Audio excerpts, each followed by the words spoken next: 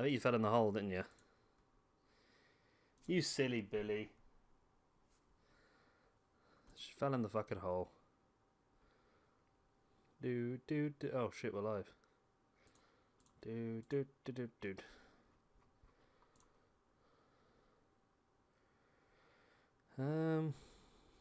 Inappropriate language. Oh, I've got to be good about that then. No more inappropriate language.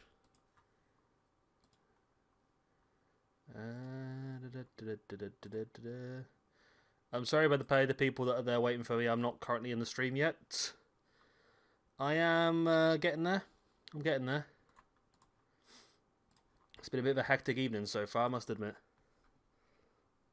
Let's click on that. Then click on that. Click on that. Alright, at least I can see chat now. The title is FIFA. Why is the title FIFA for? Ah, this bloody thing, I tell you. Right. No problem, I can change that. Right, let's move that into there. What are you meowing about so much? Right, let's move that into there. I don't know what you keep meowing at me for. WWE 2K19 Battle of the Brands NXT versus AEW Part 1. There we go. Which one do you guys want to start with, AEW or NXT? You can hear the cat. Yeah, she's a mouthy little cow tonight. I don't know what she's up to. What's wrong? You just want love and attention, didn't you? She's a mouthy one. Meow.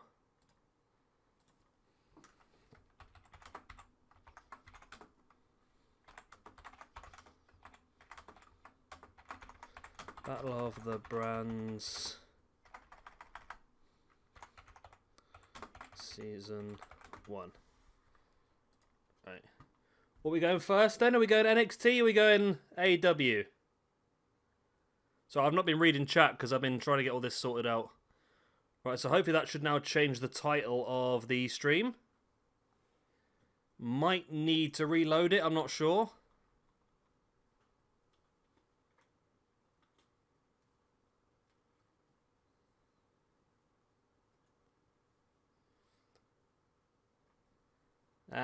So is it about which one? I mean, I'm in NXT at the moment already, so maybe we do NXT first.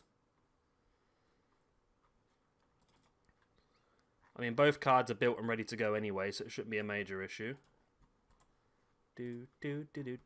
Right, copy and paste that bad boy across.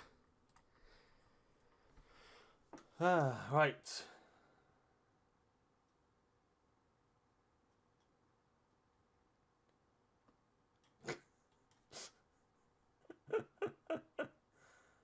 Oh, hiya, Blake. How are you?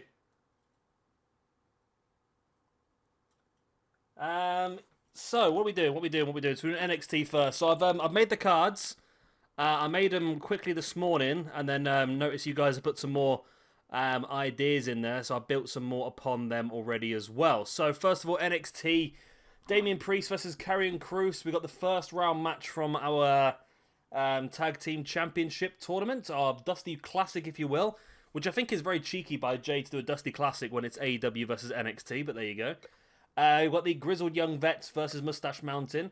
We're going to go Andrade versus Ricochet. For the women's division, we've got a tag team match. Kaylee Ray Viper versus Toni Storm and Dakota Kai. Kevin Owens, Seth Rollins, Tommaso Ciampa, triple threat. Another Dusty Rhodes Classic match in the Revival versus American Alpha.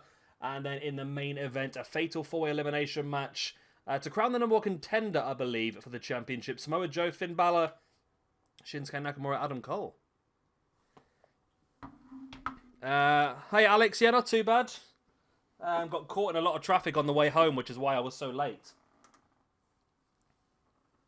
I normally like to be home by about 5:15, and then I can get myself sorted. But, yeah, it was an interesting one. I don't think I got back here until about 6:15 in the end, so it was a bit of a mess, really. But yeah, that's the card for NXT. Then also for AEW. I took on account something that Jay said about the Women's Championship being a little bit ignored, and we don't actually have a Women's Champion crowned in AEW at the moment. We've got 10 female women. That's what they're called in the real world, female women, in the roster. So what we're going to do is we're going to have 5 singles matches over the next 4 weeks, or the next 4 episodes of AEW. Then the winners will all go on to the AEW pay-per-view to fight to become the first Women's Champion. Oh God, Bunme's here. Bunme, you freak everyone out because I start going mad and talking to you and nobody else can see your chat. So everyone thinks I'm just going crazy. What are you doing down there? What are you doing? What are you doing? This cat's a weirdo.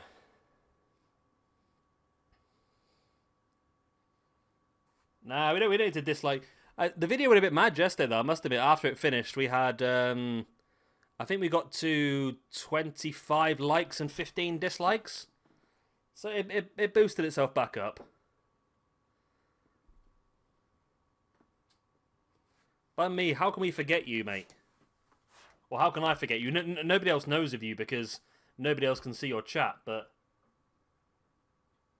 when Bunme turns up, we get a lot of chat because he spams. So I get loads and loads and loads of messages, which means that the stream does better as well, actually, I believe. Why is that still not changed? Why is that still shown as Plymouth Argyle? I've saved it. Save.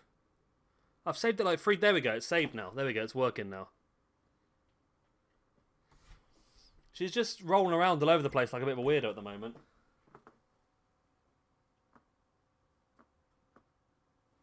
Oh, she's found a piece of string that's keeping her entertained. Yeah, that should be fixed now. I don't know what happened there, but it seems to have fixed itself.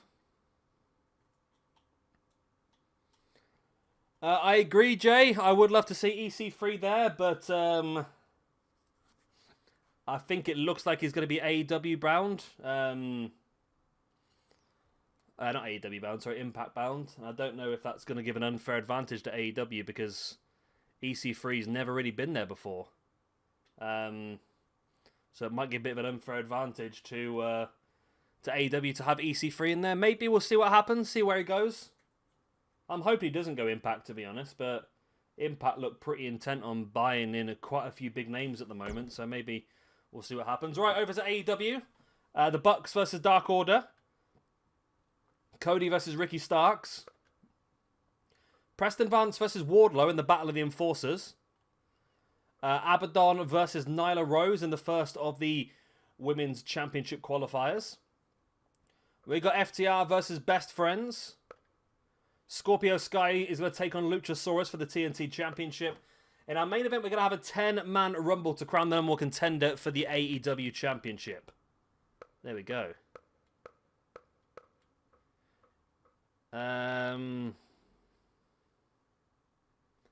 Yeah, I think the only thing is with EC3 is if you look at some of his stuff that he's been doing, some of his sort of promos he's been doing, they've all been very sporadic. They've all been... he's been doing different sort of promos for different companies at this sort of point. I've seen him do one about going to AEW and siding with the Revival. I've seen him doing one about going back to NXT. Of course, Impact have been playing EC3's music. So it's just... It's an odd one at the moment. I'm just confused with Impact because... Unless they didn't want to keep them, of course, but... they've lost a lot of people over the last couple of years, the likes of NWA and that sort of stuff, and I thought, well, they obviously can't afford them, but if they're going to get Gallows and Anderson, which looks like very likely they could do, and potentially EC3 as well, that's a big boost to their roster. And getting rid of Tessa Blanchard is a big help for them as well, I think. I don't know where I see Tessa, to be honest, because I've seen conflicting rumours everywhere. Rumours that AEW are interested and rumours that AEW don't want him, and then rumours that WWE are interested and WWE don't want her either. It's a weird one. Yeah, I think EC3 only really did fantastically well when he was at Impact, but I just feel like the way that he's changed his whole persona so much, I wonder whether Impact would be the right place for him. Whether he would have gone back as his old previous sort of gimmick. I can't see Tessa signing for WWE. She's done too many dodgy things in the past, I think, for WWE to take her on. With the people they've recently fired for doing things, then I can't see them taking her on because it just sort of completely takes away from that, I think.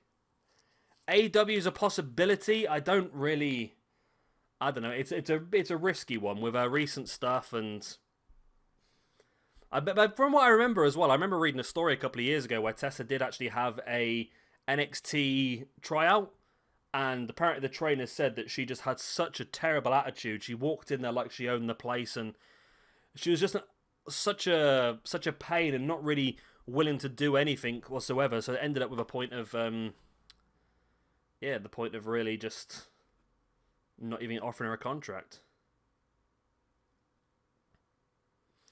Yeah, the one guy you love, it looks like that's definitely the way it's going. They did a teaser for Aces and Eights this week with D'Lo Brown on some sort of video call, and he said, I think it's time to get the band back together, and then stood up and picked up his Aces and Eights jacket and walked off. So it's an interesting one. For me, honestly, I used to watch a lot of Impact, and then as soon as the Aces and Eights started, it really killed Impact off for me. It made it so boring and tedious, and if that's what they're going to go back to, then I worry for them, to be honest. They were doing so well by bringing in the best indie talents and showcasing them. If they're just going to make another dodgy NWO knockoff, I think it might be a bit rough. Again, Jay, I agree. Tessa would be good for the AEW Women's Division, but like I said, the sort of rules we're trying to stick to here is only people that have considerably wrestled for the brand before. I mean, I'm not talking a one-off appearance. I'm thinking someone who's wrestled quite a few matches in the past will be able to be part of that division. So unless Tessa does sign with AEW Real Life, then she doesn't meet the criteria. I was going to mention that with one of yours, because I think you put down Daniel Bryan for a match in NXT, but he doesn't qualify for the NXT roster at the moment. But right, let's stop chatting away. Let's start actually getting into what we're doing. So do you want to do AEW first or NXT? What do you want to do? NXT, AEW? I've chatted enough now to make sure we get up to about 10 views and 6 likes, so we're doing well. So it's down to you what you want to do. AEW, NXT? I've got 1-1 at the moment. 1-1.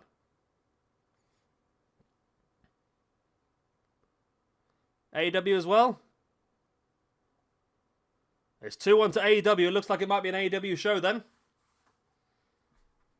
Oh, we got Harry Jockins has gone NXT. That's 2-2.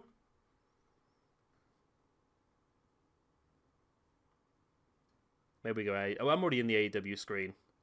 Let's do AEW. I'm already here, aren't I? So we'll get through both anyway.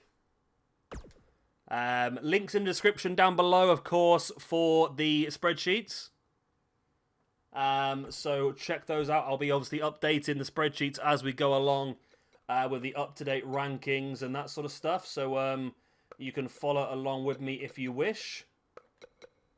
Let me just turn the entrances off to speed things up. So yeah, check out those links down below and let's get straight underway.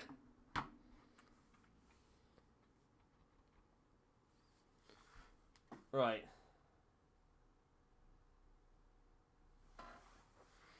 You're right, Jay. NXT does probably have a stronger women's division, but I suppose that's going to be NXT's advantage to try and take in this universe mode. I mean, if Tessa does sign for Impact, Tessa does sign for AEW, I think we'll find out very, very soon, because apparently she has no non-compete clause. So Tessa could turn up on Dynamite next week if she wants to. However, I can't see that happening by the fact that she said she wouldn't leave Mexico for health and safety reasons. There we go. Cheers, Harry.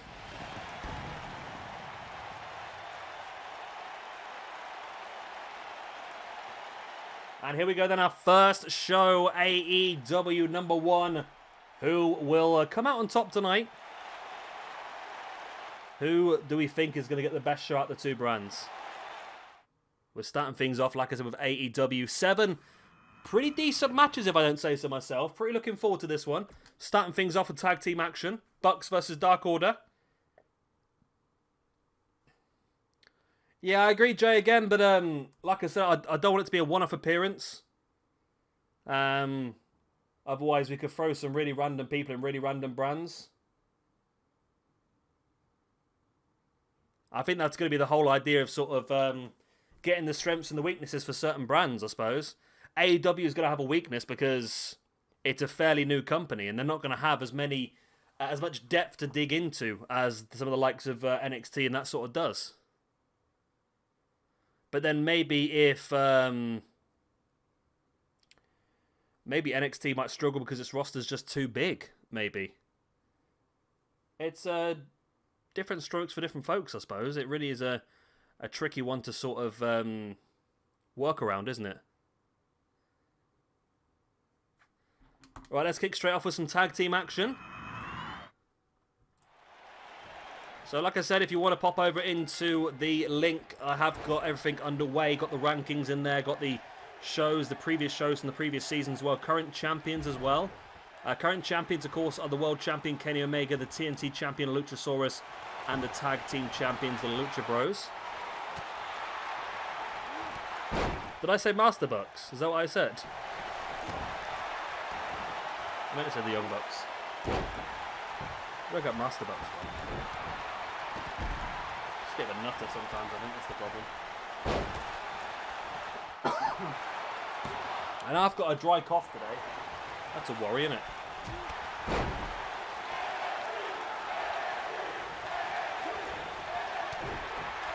So this will be a pretty good one for building our tag team division.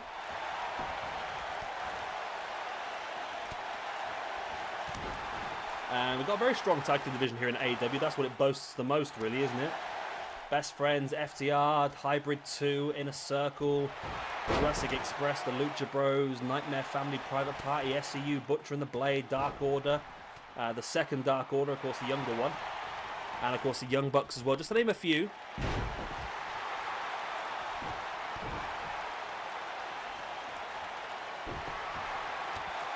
Yeah, I think Sadie Gibbs could be added. She is on the roster of the actual website, but I couldn't find a good core of her, to be honest, but I can have another look.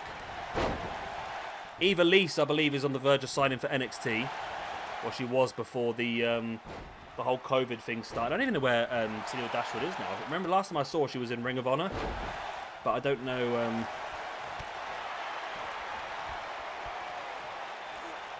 I don't know, Blake. You got? That's a weird one. It's showing as me as Blake Lewis, yeah, as well.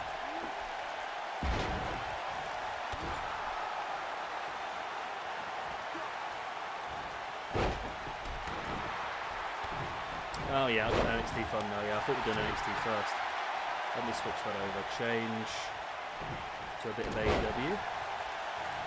There we go. Tennille's on. There we go. So we'll end up using Tennille when the Impact roster comes around then.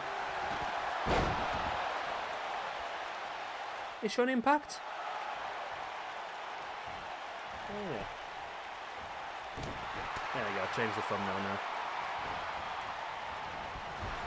So yeah, very big match in the tag team division. Two very strong teams at the moment. Like I said, what we're doing is we're doing a season-wide rankings, but then also have an overall ranking as well. So at the moment, the Dark Order are currently the season rankings of 0, but an overall rankings altogether of -1. Whereas the Bucks are exactly the same, actually, 0 and -1.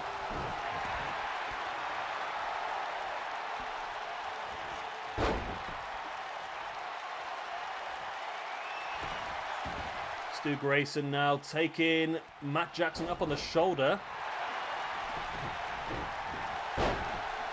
Jay's going to say NXT, but I don't know. I mean, NXT did definitely have it, but they've taken a lot of women up to the main roster. And it's still good. I don't think it's quite as strong as it was, though.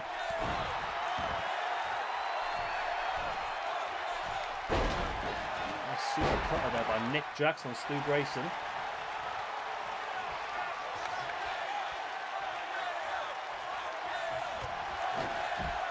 Matt Jackson clotheslining Evil Uno to the outside. Yeah, I was going to suggest that, Lucha. That's a good shout. That's the thing with AEW, I suppose. A lot of their women aren't like solely AEW, are they? They allow people to work other shows as well. Stu Grayson now with Nick Jackson up, looking, well, drops him face first across that top turnbuckle. Evil Uno with a pin now. 1, 2, and no, not quite enough. Thing is, Jay, I went on the Stardom website the other day, Jay, and they've only got like 10 women on the entire roster, apparently, according to their own website.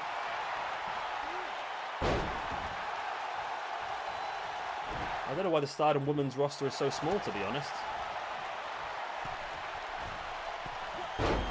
I think the NXT women's division was a lot stronger a few years ago. I mean, it's still pretty good now, but I don't think it's a shadow of what it was at a certain point, I think.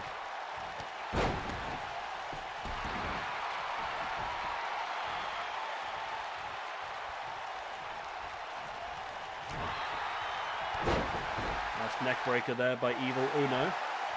And the Dark Order certainly have control of this match at this point in time. Matt Hardy taking Grayson up, but Grayson rolling Matt Jackson through. Nick Jackson breaks it up, then catches Evil Uno with a German. Oh yeah, Joe, I went on the Stardom website the other day. I went on their own website, and yeah, their roster was absolutely tiny. They had like 10, 15 people at the most, I think. I have to check the Wikipedia one a bit different, I should imagine. The Wikipedia one's a bit more realistic. There's a 450 splash by Nick Jackson. That could be enough if Matt can keep Stu Grayson down, but for some reason Nick doesn't go for the pin. Matt Jackson goes for the surfboard.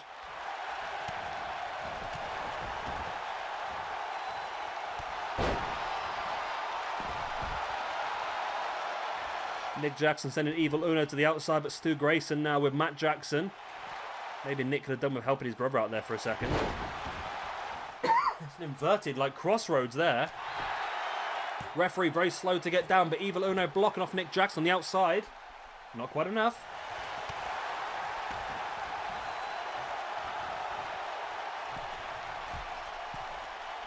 Stu Grayson heads up top. Wow, gets caught with a super kick. That's incredible. Absolutely mad there. Caught with a super kick. Will it be enough to get the Bucks the victory? 1, 2, and 3. And it is. The Bucks take full advantage there. Stu Grayson going for the big dive. Matt Jackson catching him with the super kick to get the victory. And that means the Young Bucks are going to get themselves an all-important point. Wow. That makes the rankings look pretty interesting now. It means Dark Order as a tag team are the lowest rated tag team in AEW overall. And of course this season, because it's the first match of the season, I suppose.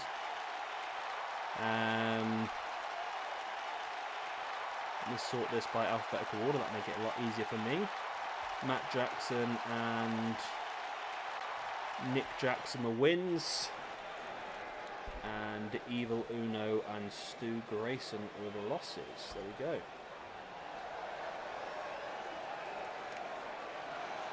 Right, so that is updated as of the end of that match. The Young Bucks with a big victory here over the Dark Order.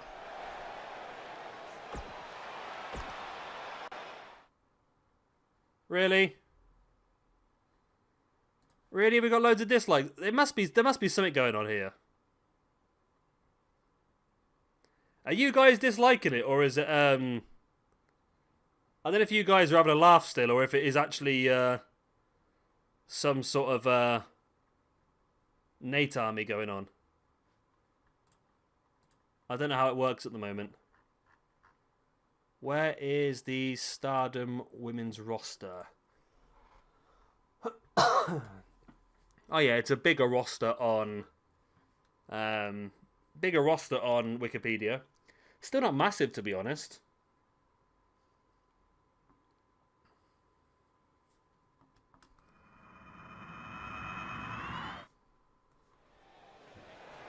There must be something going on then, because if you guys... I mean, there's only been about 10 or 11 new in here. We've got 9 likes.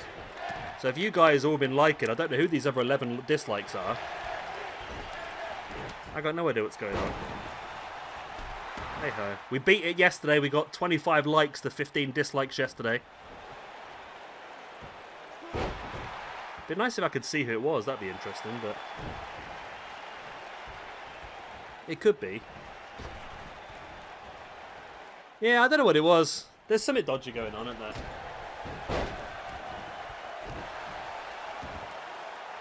I don't know what's going on. Hey ho, Ricky Starks versus Cody Rhodes. I'm still not sure how I feel about Ricky Starks. He'll have a match tonight on AEW Dark, so it'll be a better chance to probably see him in action. And obviously he'll get a win as well if he's on Dark. That's how it works. We'll have to see how it goes. Hey, Luca.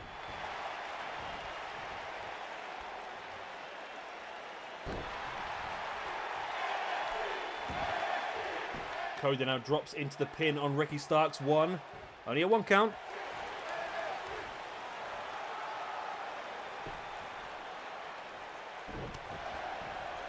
Where are we? We're currently at 12 likes, 9 dislikes. That's all Nate's accounts.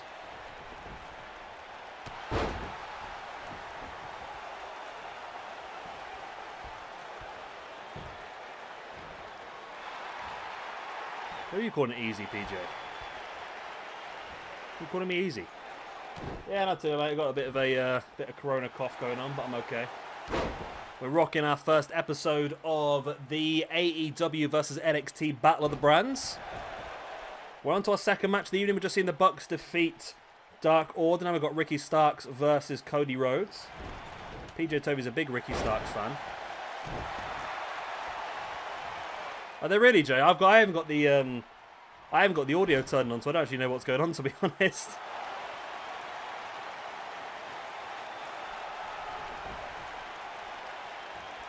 Cody heading up top, dropping the elbow right in the face of Ricky Starks. Cody now heading up high. And looking to drop the elbow. I wonder, you know, I wonder, because I did this the other day and I undid it yesterday. I wonder if that's what it is. Where is he? Where is the little git? Can I search here? No, I can't. I wonder, you know, it's just like I said before, I took him off yesterday, off the block screen. Just so I could see if he was there and he was talking. You know who I mean. I wonder whether that's where the dislike's coming from. Where is he? Where is the little bugger? Where is the little bugger? Why do you guys comment so much? I get getting lost. Too many comments. Cody gets the win though. Big win for Cody. He needs that, I think. It's going to help him out. Push him in the right direction. Of course, he's not able to fight for the AEW Championship. But TNT Championship will what he will be looking to get his hands on as soon as possible, I think, for Cody. And Ricky Starks picks up a loss in his AEW debut. There we go.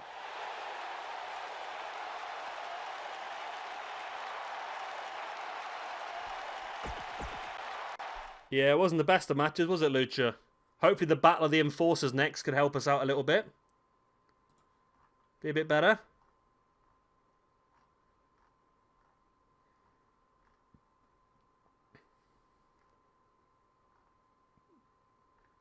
Doopy doopy doop doop doop.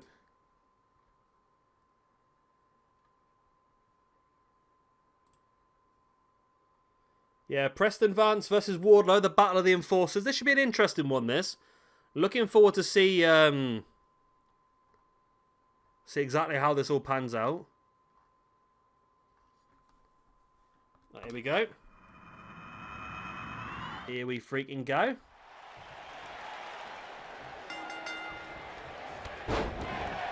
Wardlow flattens Preston Vance to start things off.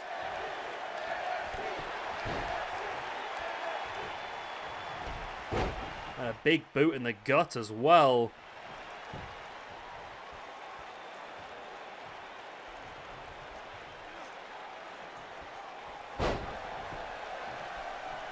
I don't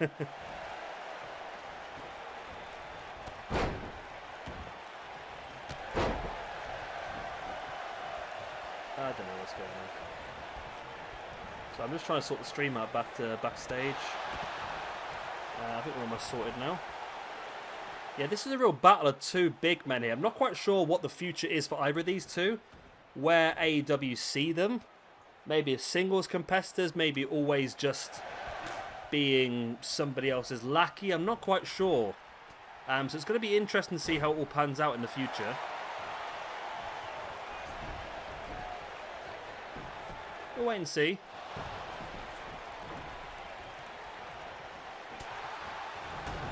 Yeah, I don't know where these dislikes are coming from. We got 13 likes and we got 9 dislikes. Which is weird because we've not had that many people in the stream, have we really? So, I don't know where they're coming from. Yeah, Jay, I must admit I was the same sort of way. It's difficult to really showcase somebody like a Wardlow when all you're seeing is squash matches.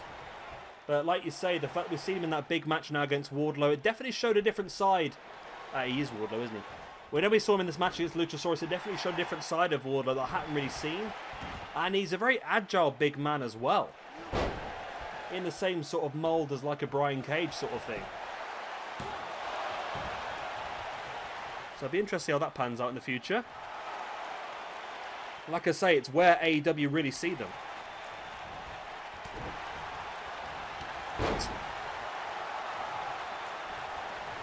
I hope you're joking, mate. I hope you're joking, because that's depressing if you're not. I don't know, I always sort of went round the same three. It's different over different periods of time, I think. There was a while I was a massive Austin Aries fan. When I was younger, I was a massive Undertaker fan. Big Aleister Black, Zack Sabre Jr., Ricochet was my big three for quite a chunk of time as well. I've always been a big Brody Lee fan as well, and John Moxley as well, so I'm quite happy to see them both get some good action now on AEW. I think that's one of the reasons why I like AEW so much, is because I was always a big John Moxley and Brody Lee fan. Now seeing them both in the main event picture is just perfect for me as well. I thought Preston Vance was going to get the win there, but Wardlow kicked out.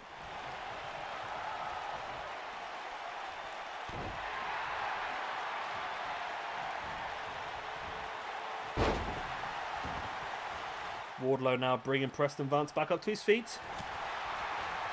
I was a big fan of Brian Cage as well for a while. I just sort of go around in circles, I think.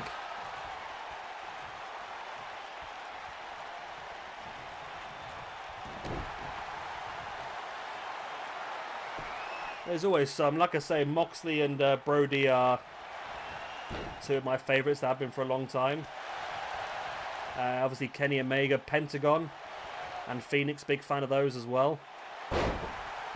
NXT-wise, Kevin Owens, Tommaso Ciampa, Johnny Gargano. There's so many amazing people out there, really, though, isn't there? Anybody who puts on a cracking match, I suppose, really.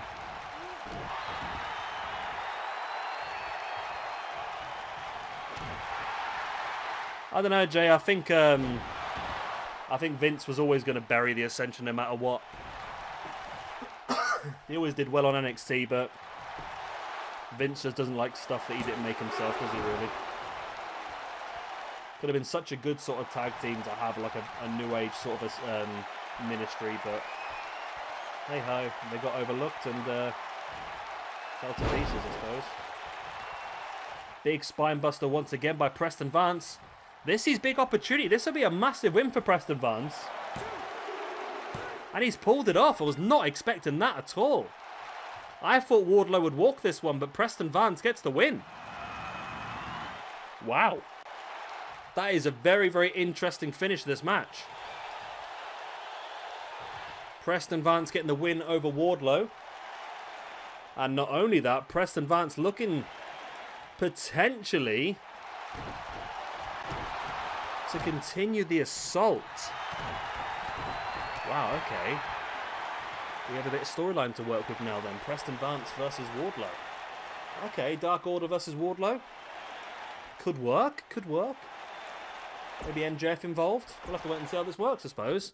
It would push Wardlow and MJF as faces, though, which is an interesting concept. But, there we go. Preston Vance attacks Wardlow after match. Okay, that's an interesting one. We'll have to think about how we can work on that now. Next up, then we've got our first Women's Championship tournament match. It's a pretty simple tournament. 5 matches. The winners of each one goes into a 5-woman elimination match at the pay-per-view to crown the first women's champion. We're starting things off with Abaddon versus Nyla Rose.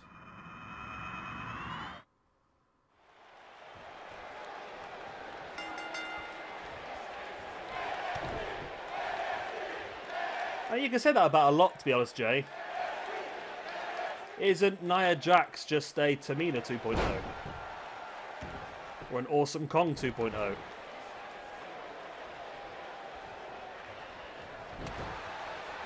You like the video twice? How does that work? I didn't think that was possible. If you like it twice, doesn't it just unlike it? That's how it works. We're showing 14 likes, 9 dislikes. And if you guys all promise that those dislikes aren't yours, and that shows that something iffy is going on. Because we never normally get that many dislikes. Just for loads of people to turn up and just randomly start disliking the videos all of a sudden is a bit weird. We've got to have done or said something at some point.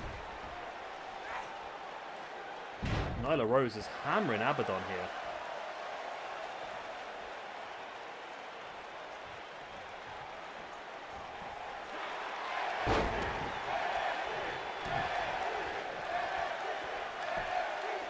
Well, that's that. We're all building up to these pay-per-views, and then one of these brands will get voted out. For now, so there's always the chance for them to make their returns. Yeah, it's just weird, because if you guys have all liked, then it just shows me that something weird is going on then, because we've got 9 people coming in disliking. Oh, yeah. I didn't mean to do that. I was literally just reading my screen, and then I realised what it said.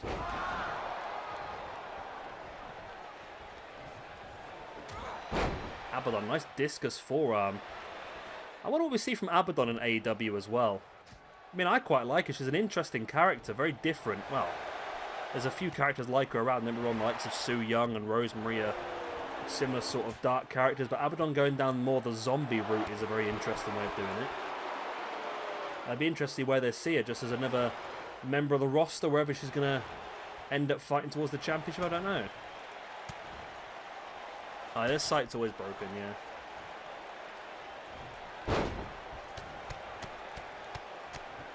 It's just down to whether there's a conspiracy against me. That's what it is. There is a conspiracy.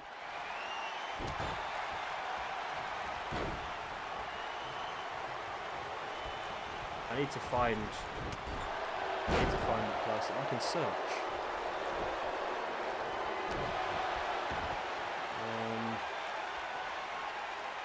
That's not the one I want. That's not the one I want.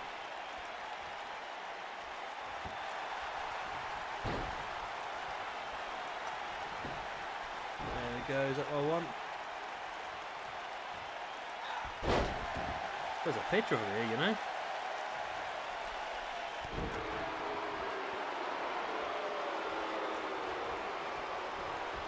Hello, Ian. Jeff Cobb's got a sexy neck.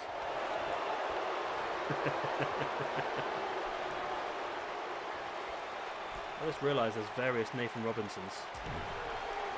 That's a worry, isn't it? I mean, when I banned him, it's taken all his comments off, so I can't ban him again. I don't know why I unbanned him for yesterday, to be honest, but I did. I just wanted to see if he was around. Hey ho. I'm sure if he is around, he'll turn up again at some point.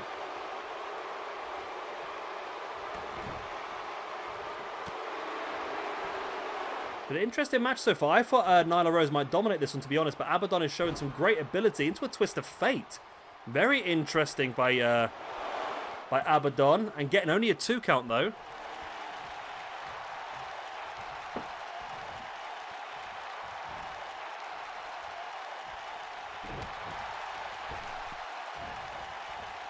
Abaddon now taking Nyla up and going to spring her all the way towards the rope, hitting the middle rope.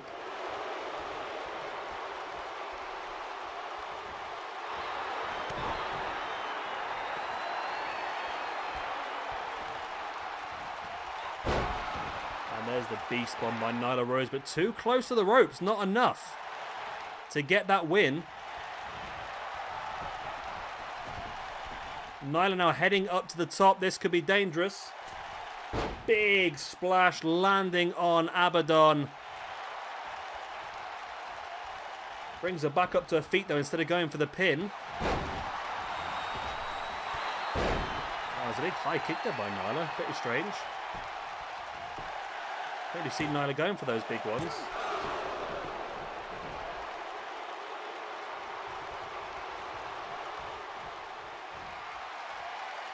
Nyla now taking Abaddon up. Abaddon falls free. Abaddon spins Nyla around. And slams her face first into the mat.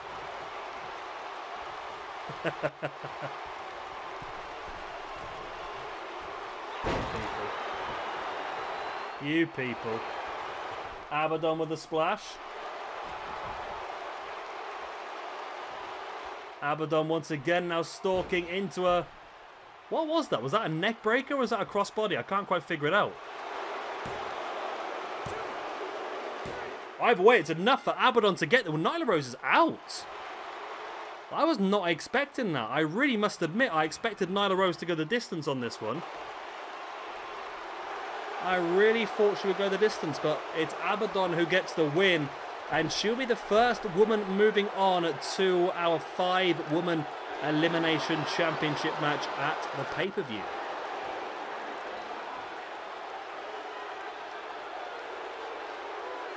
Boom.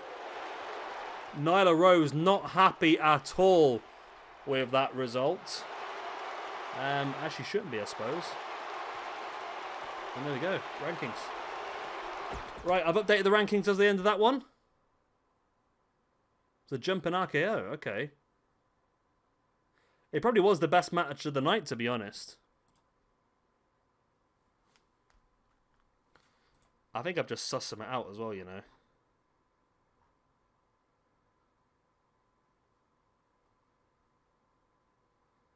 I think I might have just sussed something out.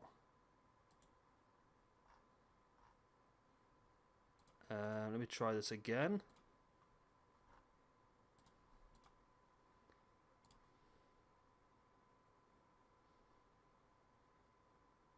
No, it didn't work. Okay. Okay, it didn't work. I thought it was going to work. It didn't.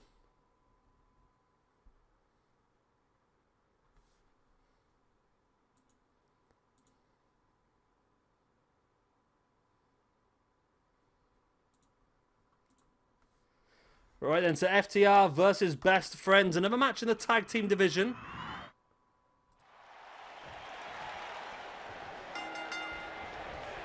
Should be another interesting one.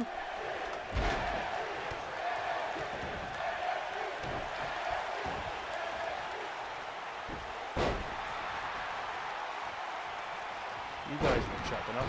Just troll me all the time. You know what? There is I started streaming. I want to get his bullied. It's terrible. It's terrible. Yeah, another big match in the tag team division, to be honest. FTR, pretty strong team. I'm looking forward to seeing how they do move forward. It should be pretty good. I mean, they got this 8-man tag team match at Fyter Fest, but I think it's all going to lead towards the Revival versus the Young Bucks at All Out. Whether that'll be for the tag team championships, it's yet to be seen. But it'd be an interesting one. I feel like that's the way they are going to go. They're going to have to go Revival versus the Young Bucks. That's what they've been sort of pushing towards for a long time now, isn't it?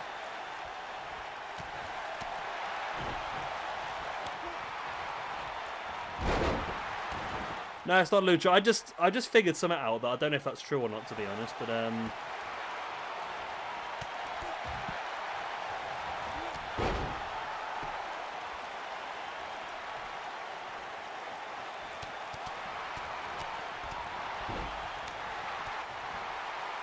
I don't know what I'm doing, to be honest.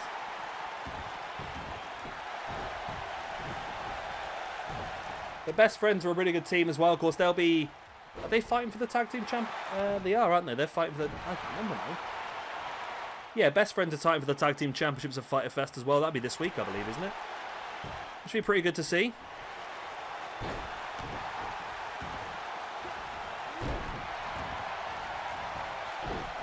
I don't think they will at the moment online, but it might happen at some point. I simped. Hey, Joseph, how are you? At the moment, Best Friends are looking pretty damn strong here. I'm looking forward to seeing Orange Cassidy versus Chris Jericho, to be honest. I think it will just get a chance to see a different Orange Cassidy. The Orange Cassidy we saw on Dynamite last week was very different to what we've seen from before.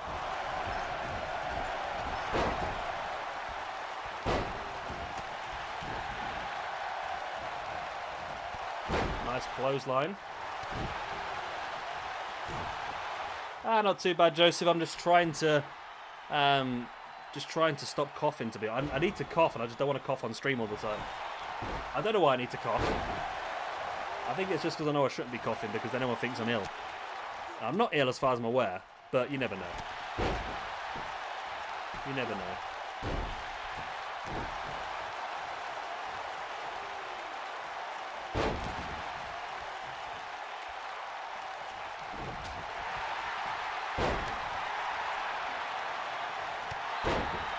So this is... No, this is Dax Harwood on his feet. Cash Wheeler's grounded.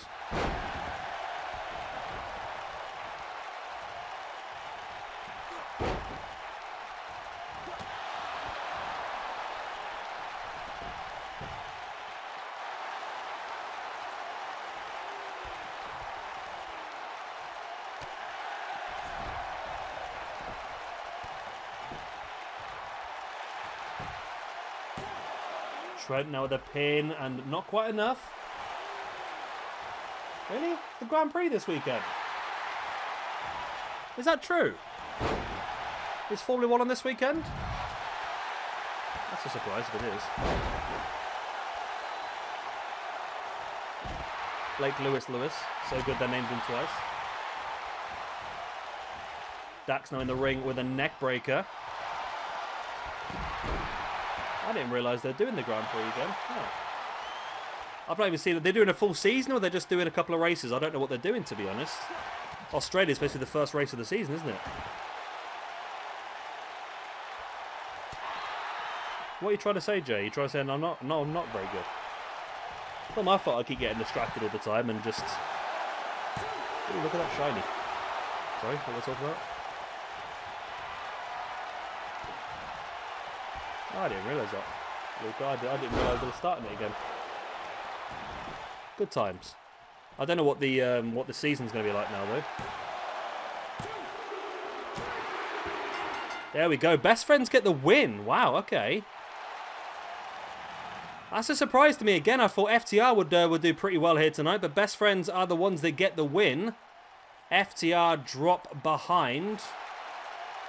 And that obviously makes the rankings a bit more interesting for this season as well. Currently, the Bucks and FTR sit on top, while the Bucks and Best Friends sit on top, while FTR and the Dark Order drop down to the bottom. Of course, Lucha Brothers are the current tag team champions, so I'm sure everyone will be trying to get themselves in that match at the pay-per-view. There we go. Bow, babada, bow, babada, bow, babada, Best Friends.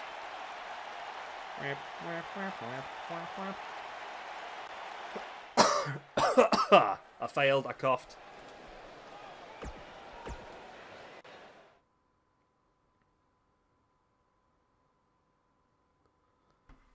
Well, that's a bit harsh, Blake. You are not my friend. Now, that was our fifth match, Lucha, that was. We had the Bucks versus the Dark Order, Cody versus Starks. We had Preston Vance versus Wardlow, Abaddon versus Nyla Rose, FTR versus Best Friends so far. Next up, we got Luchasaurus versus Scorpio Sky for the TNT Championship. And then we have our 10-man Rumble to crown the number one contender for Kenny Omega's AEW Championship.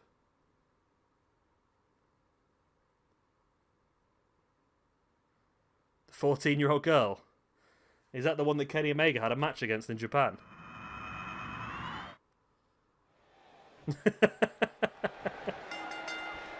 I don't endorse any of this, by the way. I can't control what you guys say, but I don't endorse any of this hatred. That's my official statement. I don't want anything to come back and bite me on the backside.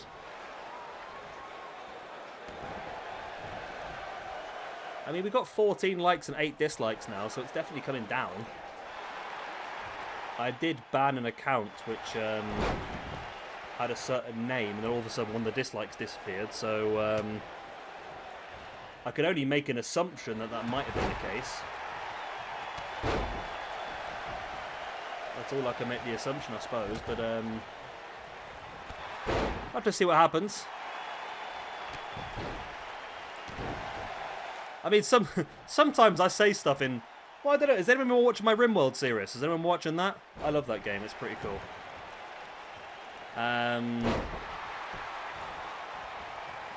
You know what the name was. It was the exact same name. It just it was an older account by the looks of it.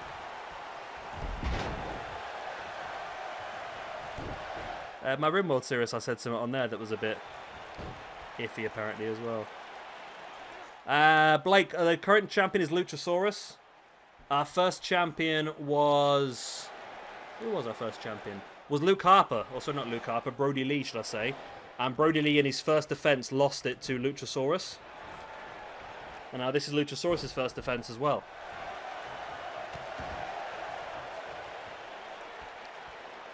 But based on history on this game, nobody ever successfully retains anything at this point in time.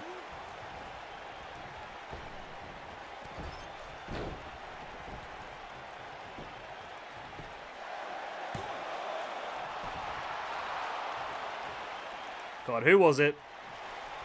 Who was it? Who's being a funny bugger? Just when I said we're down to 8 dislikes, somebody disliked. Come on. Own up. Own up, I know it was one of you. I don't know, what was I talking about, Joseph? I keep having a habit of going off on different conversations and tangents and forgetting what I was talking about. It's a common problem of mine.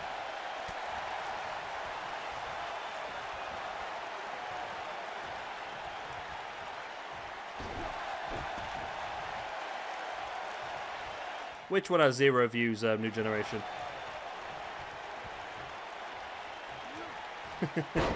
Well, I said to it one of the RimWorld videos about sometimes you get slave traders come past and you can buy the slaves, and I said about liberating slaves, and I got told off for liberating slaves was not a good thing. I thought it was a good thing. These people have been kidnapped by space pirates. I'll just give them a home to live in. That was being nice. Luchasaurus doing pretty well here. Can Luchasaurus be the first man to successfully retain the TNT Championship?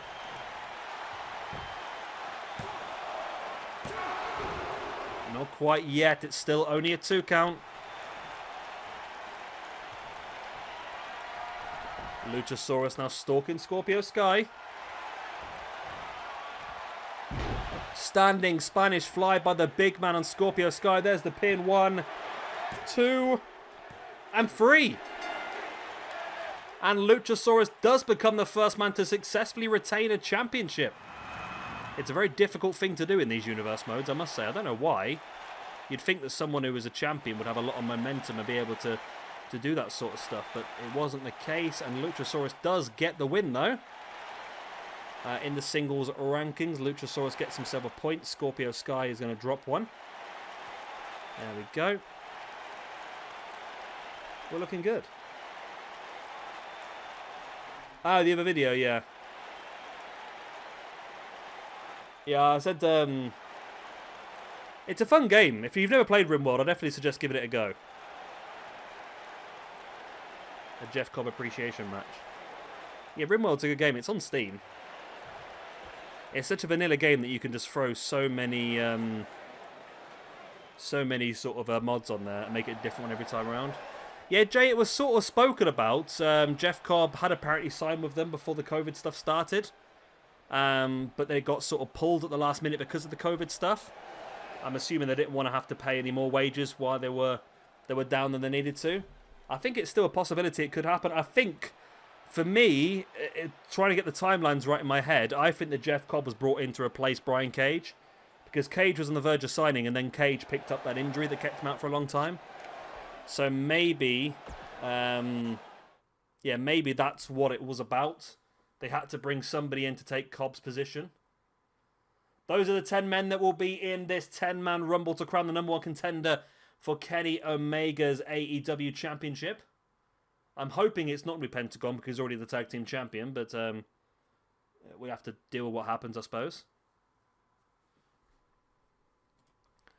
At the moment, it's been an okay match, an okay show, shall I say. I think we've had some good matches here, but just they haven't really worked as we expected they would do, to be honest. They haven't really shown as much ability as we expected. I think the best match of the evening so far was Abaddon versus Nyla Rose.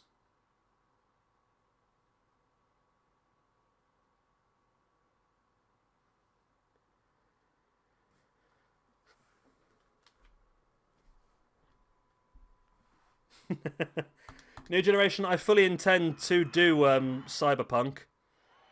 My only worry is about nudity and that sort of stuff, so we'll have to try and see what happens.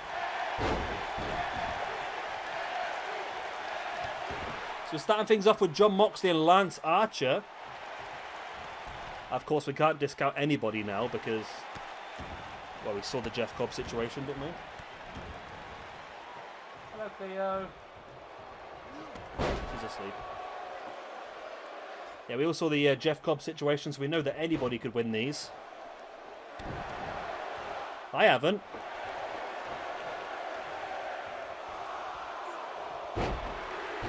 Wow, headlock driver by Jon Moxley. We're doing a point for each elimination, aren't we? I need to get on top of this, don't I? I forgot about that. Pac enters at number 3.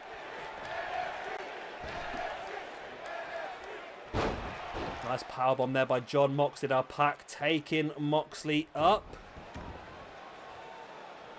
No, Blake, for some reason the game does not allow you to have a Rumble in any other arena apart from the Rumble. It's really annoying. I hope it's something they'll fix on 2K21. It's very, very frustrating.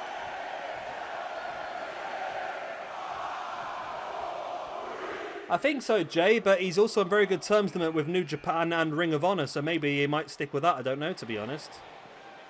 In comes Brody Lee.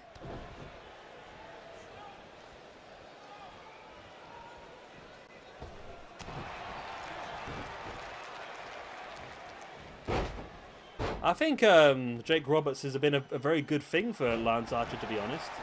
Allowing Lance to really go after the psychotic craziness sort of character and allowing Roberts to sort of be his mouthpiece. I think it was a very inspired thought that I'd never even considered, to be honest. 2K21, I mean, yeah. You know what I mean. You know what I mean? As Brody trying to eliminate Moxley, as Pac also trying to eliminate Archer. And Pac, no. I thought he had, but MJF enters at number 5.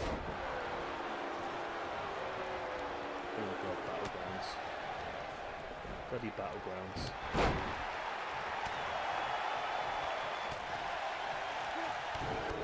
Lance Archer boots in the gut of Brody. Strong right hand, another one as well. Archer, nice little springboard there. Really good face plant right into the middle of the ring. Still no eliminations yet, though.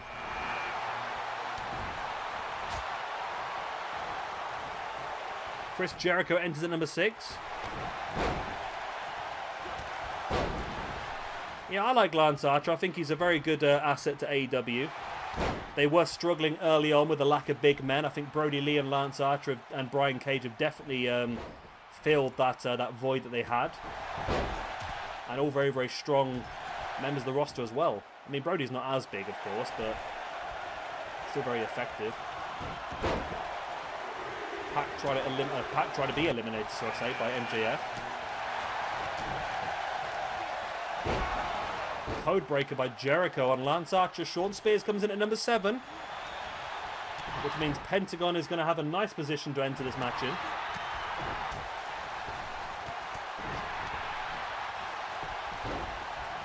Shawn Spears now trying to send Lance Archer over the top. So this is the sort of match where you can build up some good feuds moving forward as well. And Shawn Spears eliminates Lance Archer. Wow, okay. Now that wasn't one I was expecting, to say the least. But that's definitely something we could work upon there. Shawn Spears and Lance Archer as a feud. That's a possibility. Adam Page comes in at number 8.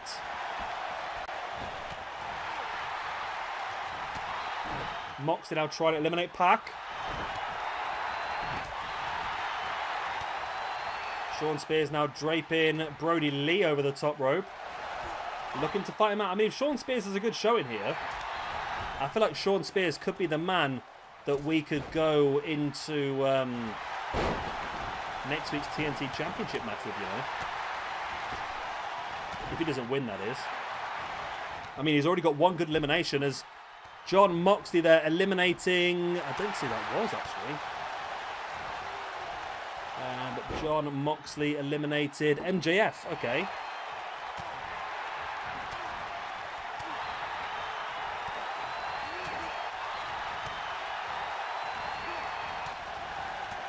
Shawn Spears now Hangman Page. Takes him up.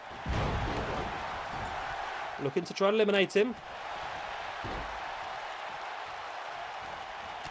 Spears now pushing the boot into the gut of Adam Page, but Page fights back. Now Pac trying to eliminate Moxley. Not Moxley, sorry, Brody. And there goes Brody, eliminated by Pac.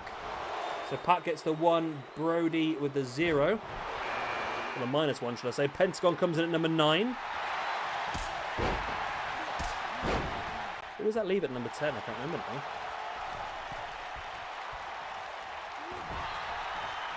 I wonder who that would leave at number 10, to be honest.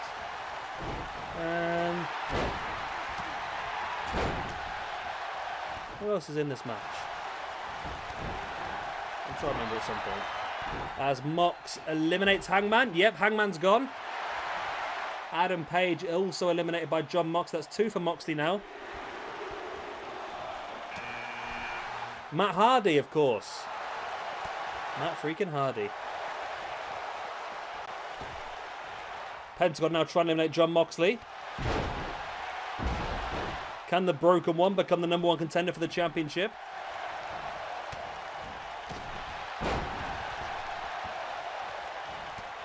But an interesting match this. We're down to the final 6. At the moment, of course, Moxley with the 2 eliminations you feel like would deserve this more. Shawn Spears with the 1 elimination as well. Matt Hardy now with Shawn Spears in the corner. Stiff right hands. Lucha Rejects going mad for the Matt Hardy as Pac eliminates... who was that? Jericho, wasn't it? Pac eliminates Jericho. Okay, Pac with 2 eliminations now as well.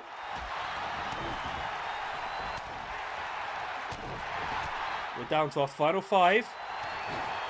We're down to it. No. He holds on.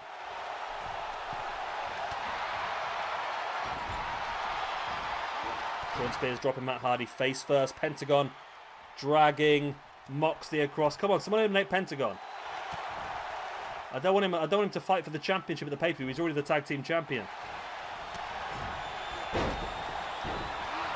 You see the Death Triangle working together here. Pentagon now taking Mox up onto the top. It's not looking good, Lucha. It's not looking good. Shawn Spears dumping Matt Hardy over the top. Lucha Reject absolutely gutted.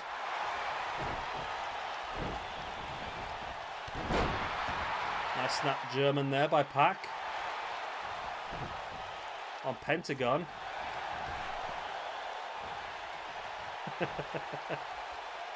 Pac now eliminates Pentagon. Pac eliminates Pentagon. Shawn Spears trying to eliminate Jon Moxley. I feel like I'm going to say whoever wins this one will go on to face off against the AEW champion. Whoever comes second in this, I think is going to end up getting a TNT championship match next week. I think that's a good shout.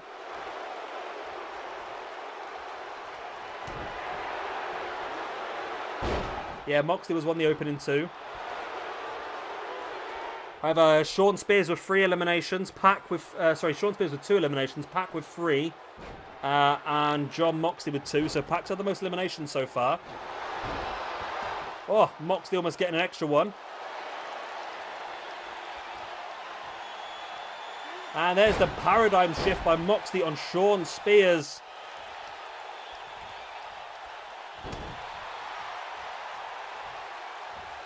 Spears now, jawbreaker on Moxley. Moxley trashes him with that forearm though.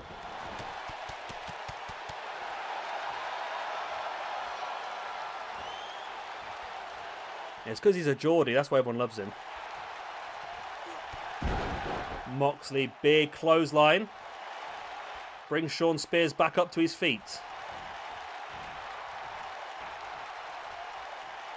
And Mox eliminates... No, Spears holds on once again. Wow. And Mox sending Pac over. Pac's holding on Mox with the strikes, but Pac able to survive and hops back into the ring.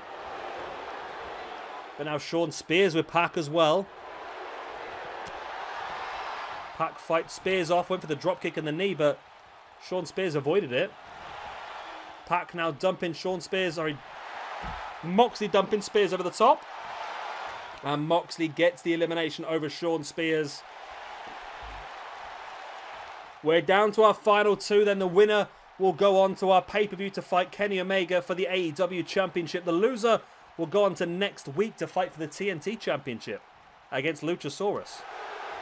Well, that was short, wasn't it? Pac was having none of that. He's like, nah, mate, I'm going to next week. I'm not messing around here. Which means Pac is going on to face off against Kenny Omega for the AEW Championship at the pay-per-view.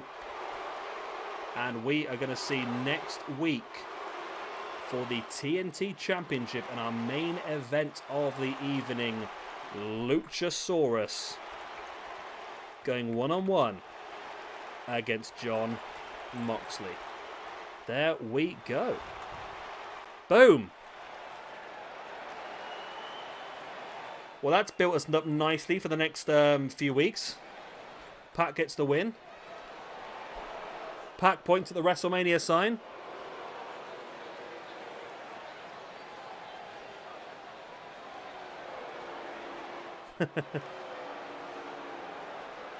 And there we go. Pac versus Kenny Omega set for the AEW pay-per-view. And Jon Moxley versus Luchasaurus for the TNT Championship set for next week. There we go. That's the end of our first episode of AEW. How did it go, do you think? Did you enjoy it? I mean, it was a decent show. I think the last match was pretty good. There's still potential for much better, though, I think, in the future. I will have to wait and see what happens. But, of course, next up, for stream, guys, it's time for NXT.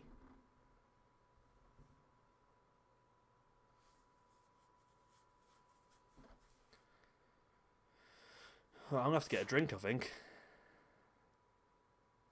NXT will win today. I mean, it's a possibility. We've got some good matches in NXT as well.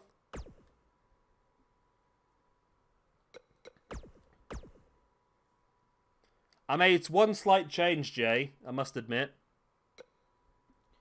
I've kept all the same champions. However, I've reverted back 1 week on the Cruiserweight belt.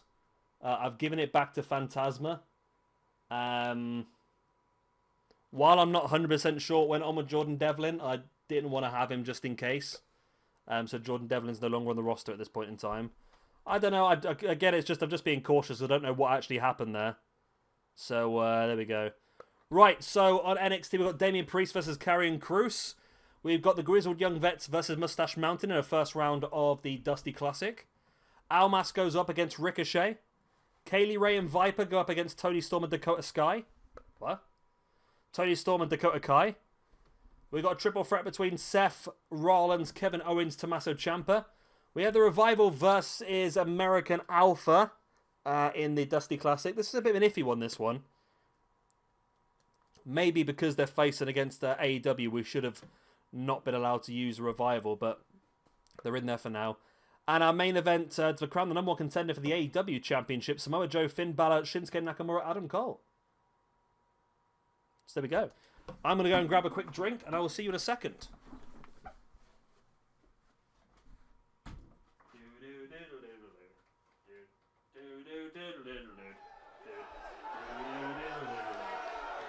Good evening and welcome to NXT.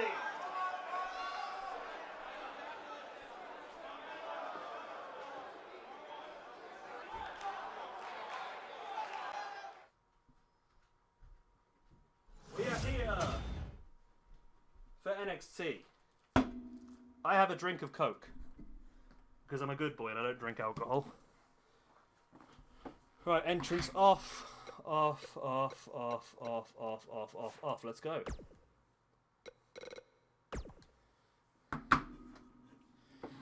Right, so I'm also updating the rankings as we go along for NXT. So if you want to join us, you can do in the link down below. What was that noise? Any weird cats?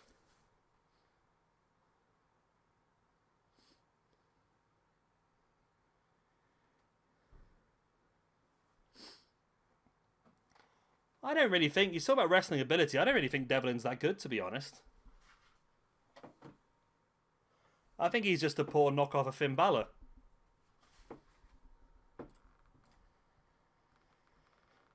I didn't want to take the risk, because we don't know what actually happened there. The fact he's been let go...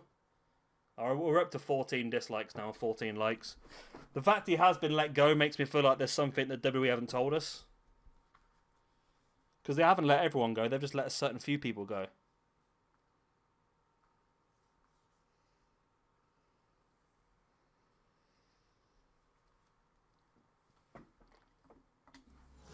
I prefer Phantasma, to be honest. Here we go then. Wow. Big boot, but Karrion Kroos just sort of waved it off like nothing happened. Devlin with a stiff right arm.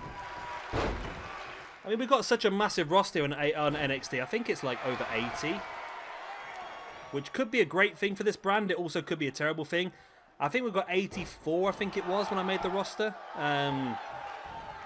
Including women, of course. But I think that could be either a massive advantage for NXT or it could be a massive disadvantage. They've got a lot of people to try and use.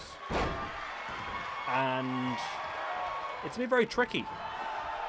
I think we're going to get through the whole of this month and maybe not even see a good chunk of the roster at all. I'm not quite sure, Terrence, to be honest, because everyone's told me they're not everyone's told me they've liked the video, so I'm not sure where these 14 dislikes have come from, to be honest. I can hazard a guess.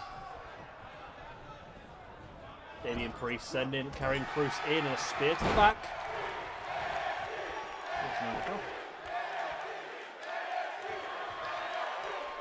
Damian Priest. Nice reverse chin lock.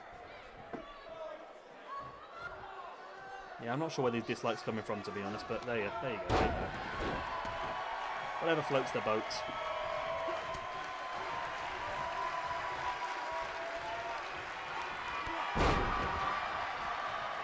Nice spinning heel kick there by Damian Priest.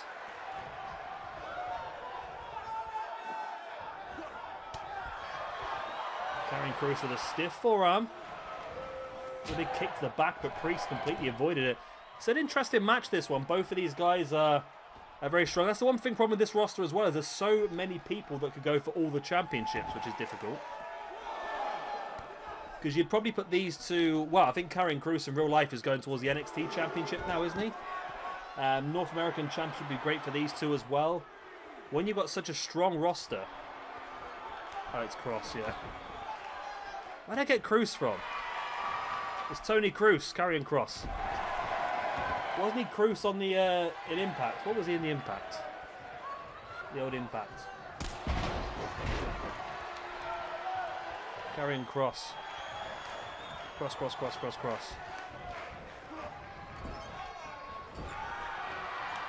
Was he? What was he on the Independence in? He was Killer Kross, wasn't he? That's why I'm getting confused. Was he Killer Kross? Or was he Killer Kross? I don't remember. He was at Impact. I didn't really pay much attention to him, to be honest. It was Kross as well. Where did I get Kross from, though? I don't know. My mind is just playing tricks on me then. Tony Kross now in the ring. Hits him hard and with the backdrop as well. Good move by Tony Kross, the Real Madrid player.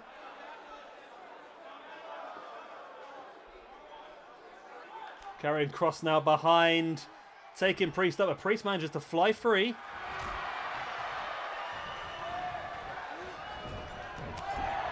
A clothesline to the back of the head. And the Crossman now bringing Damien Priest back up to his feet.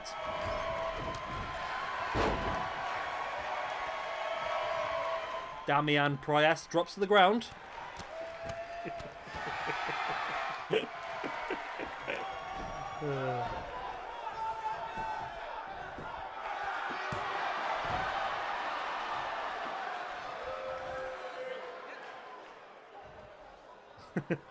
Jay's not falling for my bait at all, is he? Damien Priest gets back up to his feet. There's the uppercut. Into the gut buster by Priest. There's the pin. Only a 2 count once again. Yeah, it's an interesting rankings match, this one. Like I said, North American Championship maybe is the best option for these two at the moment.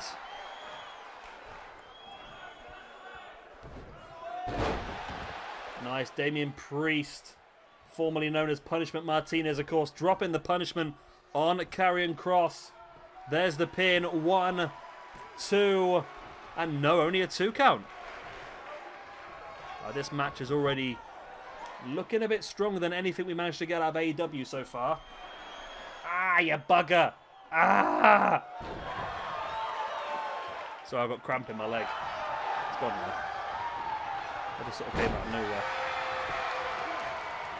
Damien Priest now reverse chin lock on Karrion Kross.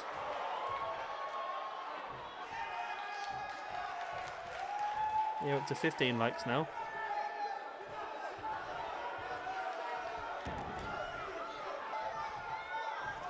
Priest back up on his feet, sending Kross into the corner.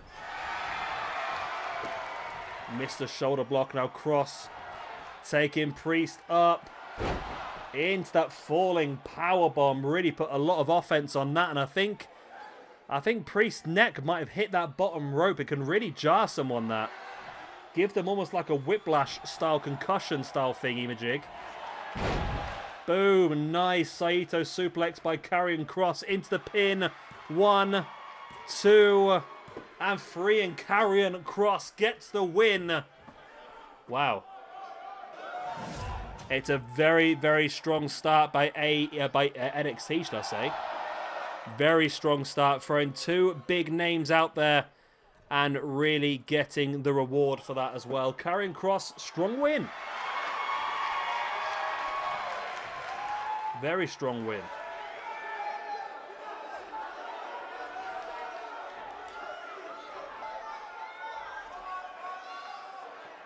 Yeah, it did look a bit like a crossroads, didn't it? Strong win there by Karrion Kross. Kross. And we move into our first match in the Dusty Classic. The Grizzled Young Vets versus Mustache Mountain.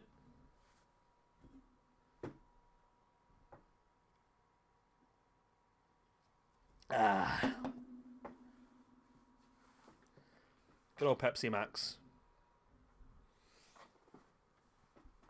As I said before, Jay, I think Raw and SmackDown both have really good talent. It's just not written very well at this point in time. Hopefully we'll see it get better in the future. Obviously, they blamed Paul Heyman for Raw's poor booking, so he's been sacked. And Bruce Pritchard's involved in both now. Good old crisscross. Here we go then. Grizzled Young Vets versus Mustache Mountain for a place in the second round of the old didgeridoo. Yeah, it's nice to see Apollo Crews finally get a run to me. I met Apollo before. He's such a nice man. I met him at a show in the UK. He was a very, very nice man. Very quiet, though. Very reserved. Not like some wrestlers where they're really, really open and very talkative. I think Apollo's just very, very good in the ring. And as we all probably can tell, he's not exactly the most charismatic man. He's not going to be having any great 10-minute promos or anything like that. But if you put him in the ring, you're going to get exactly what you want. And that's impressive wrestling. So I'm glad they finally pulled the trigger with him. I think it would make more sense for him to have a stable, though. Even as the mouthpiece. I like the idea when he was with Titus, because that sort of helped him out a lot, I think, but...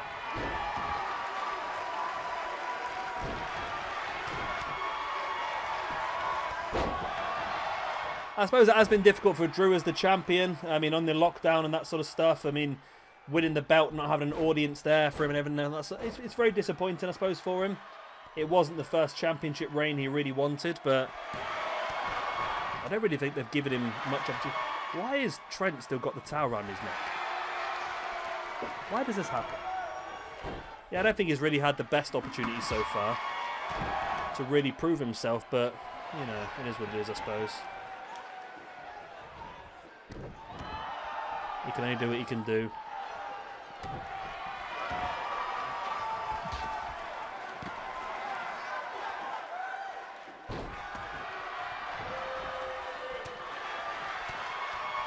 That's forearm there on the outside by Zach Gibson. Tyler Bate went for the pin on the inside, not quite enough.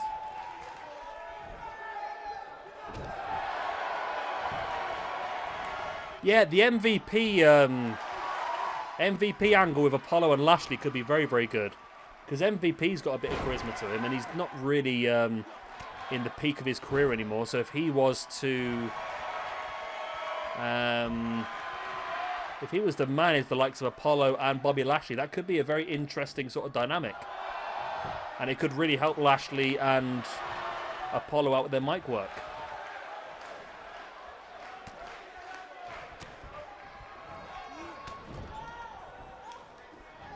Yeah, I agree, Jay. It's it might be tricky for Apollo Creed. Might be difficult for Apollo Crews to really turn heel because of how well he's liked. And I always find the people with the most entertaining or fun movesets never really turn heel because people like to watch them too much.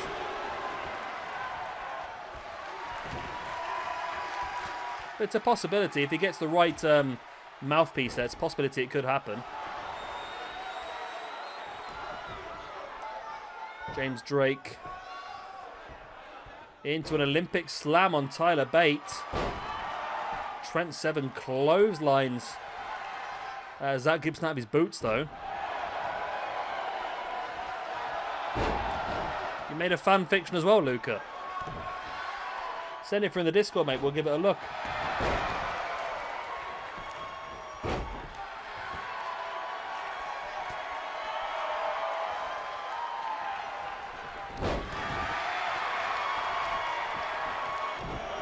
I'll read it after the show if that's all right online. I'm just thinking that we're going to have these are going to be re-uploaded as individual episodes, so I'll read it after the actual NXT.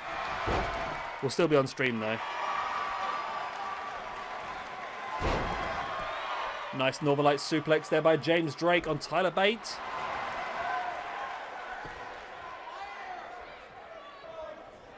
I suppose Terrence or...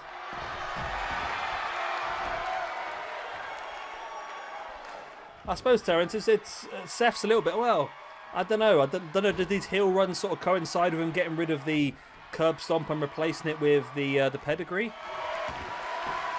I don't know. I think Chris Jericho is the best one for that, because Chris Jericho's Judas effect is one of the worst finishers in wrestling. But I think that's why he's got it, because it's that bad that everyone hates to see it. And that's a perfect heel move, I suppose.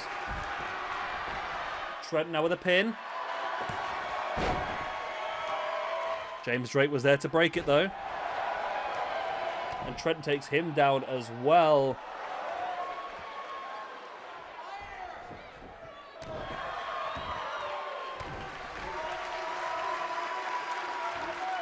Trent now in control.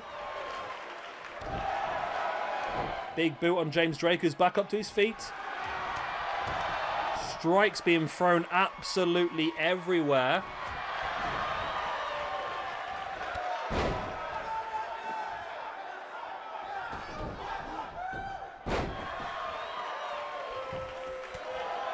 Northampton are 3-0 up. That's good.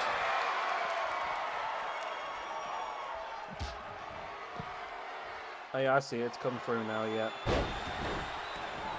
I see the old dodgy fan fiction.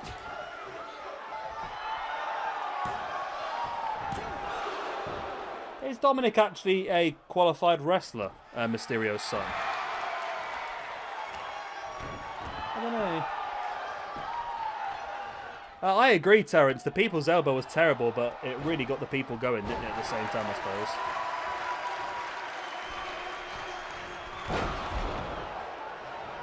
Nice roll through there by Trent. 450 splash by James Drake, and Tyler Bate with the pin. Now James Drake with the pin. It's action here between these two. Of course, we've already seen. Oh no, we haven't. This is the first match, isn't it? What am I talking about? Yeah, this is the first match of the. I'm getting confused between both the different shows now. Zach Gibson mouthing off at Tyler Bate on the outside. Trent slowly gets back up. Trent rocks into the pin. 1, 2. Zach Gibson back in the ring now, though. Gibson into the backdrop. You're pretty right there, Justin, to be honest. Good morning, by the way, Justin. 8:15, is it for you? I feel like it's, I feel like in, like, classic wrestling, that was quite common to have really bad finishing maneuvers, I suppose. I mean, Hulk Hogan's leg drop is not very good either, really, but it was always really hyped, wasn't it, I suppose?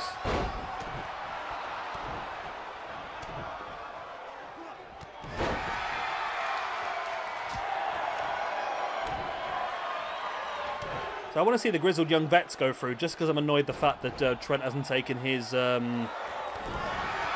towel off yet. He's really annoying me. Trent goes to the pin. Now there was Tyler Bate looking for that Tyler driver. He hits it, and that is the win. No, it's not. I take it all back. 18-13. Oh, I was only a minute out, mate. Come on. Tyler Bate, though, is going to get the win. There we go. Mustache Mountain make their way through to the next round of the Dusty Classic. That's a big win for them.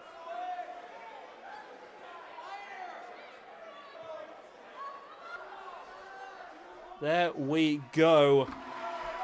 Tyler Bate, Trent Sever make their way through to the second round of Dusty Classic. The grizzled young vets are out. Was it a bit like that time where Cody had a mustache in WWE and that was the taunt? Let's go, Trent towel.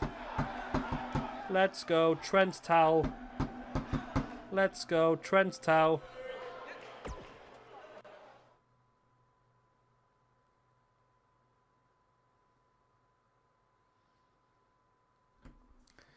Yeah, Woman Gain was pretty cool. My favorite Omega move, though, has always been the capture German. I don't know why, I just love it. Where he takes him up into the electric chair, then throws him up and catches him into the German. I've always really enjoyed that move.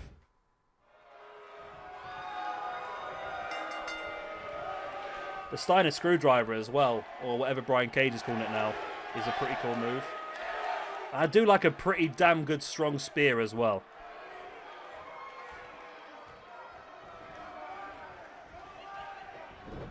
Not yet, Jay. No, I've not booked anything else yet for the next few weeks. I'm just trying to see how this show goes first. And then we can see if anything sort of jumps out at us. We've got the tag team one built in. We've got, obviously, the NXT Championship tonight. We need to figure out, like you say, we need to figure out our women's. We need to figure out our North American, Cruiserweight, UK as well. So we've got a lot of work still to do. Just sort of trying to wait to see what jumps out at us in a moment.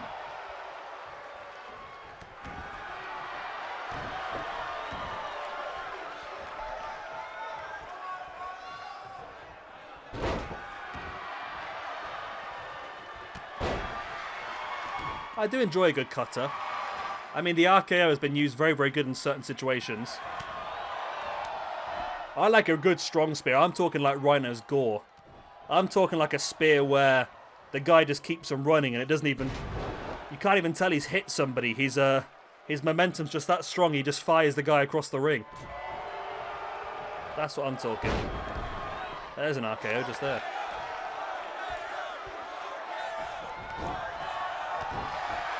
I've always disliked strike finishes, I must admit. So like JBL's clothesline from hell and Big Show's WMD and stuff like that. I don't mind so much a kick. I think the bro kick and that was okay, but like a strike is not really my thing, to be honest. Although I am a big fan of Brody Lee, so I have to let him off a little bit.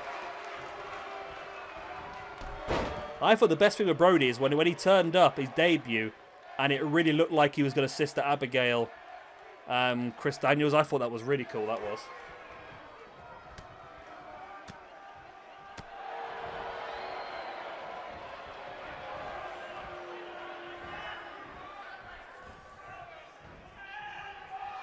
Yeah, I was always a fan of Rhino's spear. Sheer brutality. Goldberg's spear was pretty good as well. Yeah, it really does depend who you spear, to be honest, doesn't it? It's a bit like Austin's stunner. I mean, Austin could stunner someone and they could bounce off and land and it would be a pretty good sell. Austin would stunner The Rock and he'd hit like 16 backflips and all sorts.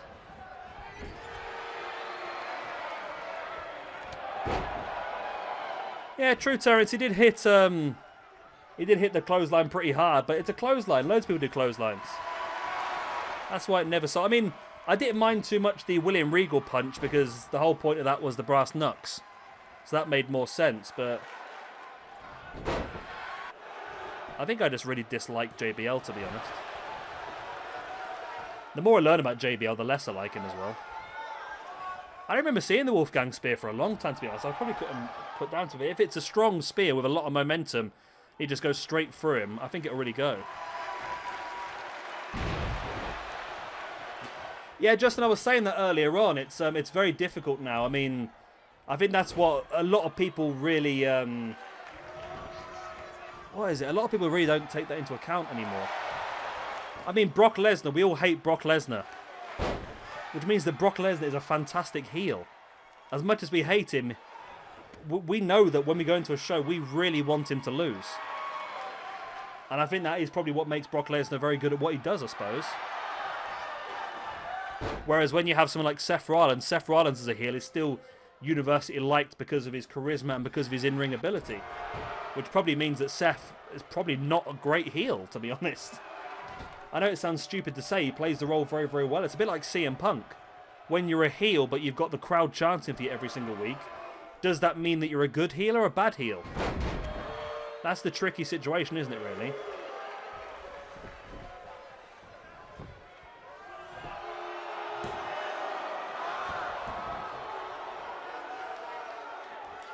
That's why I think that Shayna Baszler's quite good. Because Shayna's one of the only... there's not many women in WWE that have that sort of ability to be universally hated. She's a really, really good heel.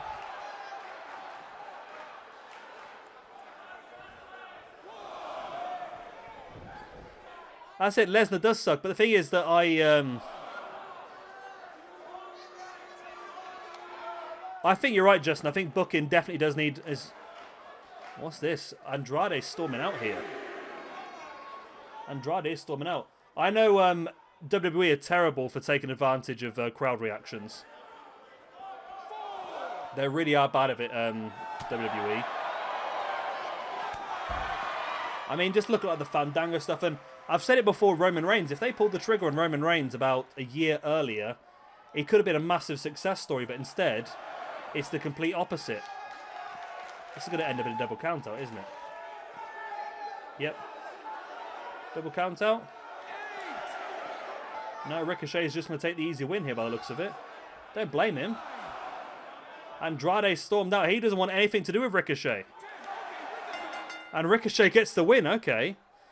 Yeah, I think you're right though, Justin. They do need to really work on that a bit more. It seems a bit like WWE have just got everything written in for the next 12 months. And it just seems like they don't want to veer off course half the time.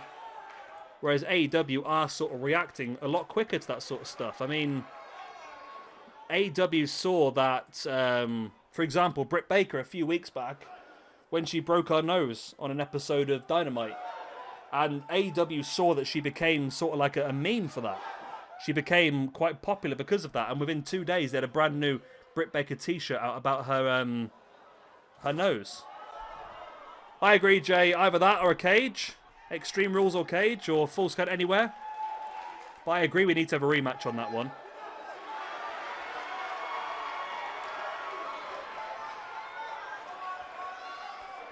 Ricochet gets a cheeky win.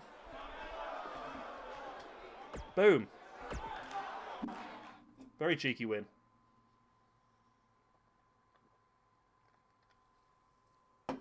We're doing well. The likes are picking back up again now, which is nice.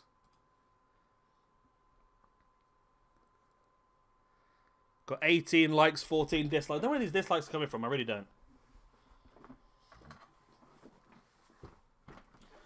Yeah, Luke Harper. There was a point where Luke Harper... I can't remember, if you remember when it was when... was it Daniel Bryan was feuding with Bray Wyatt?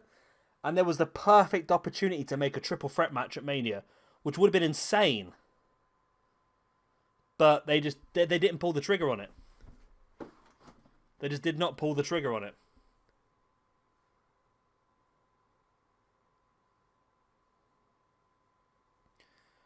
Yeah, Lucha, they might be able to bring it back next week, though, with a rematch. You never know.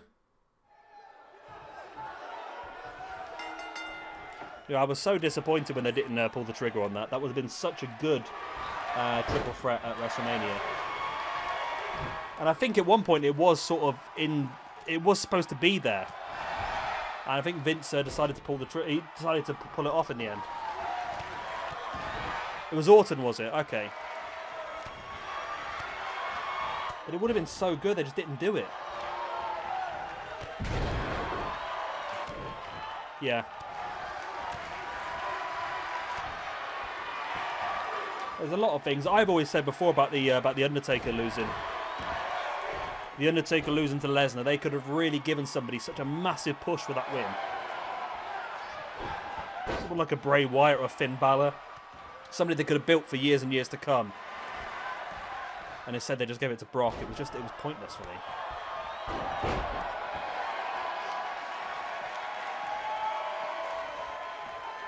That would have been insane, wouldn't it?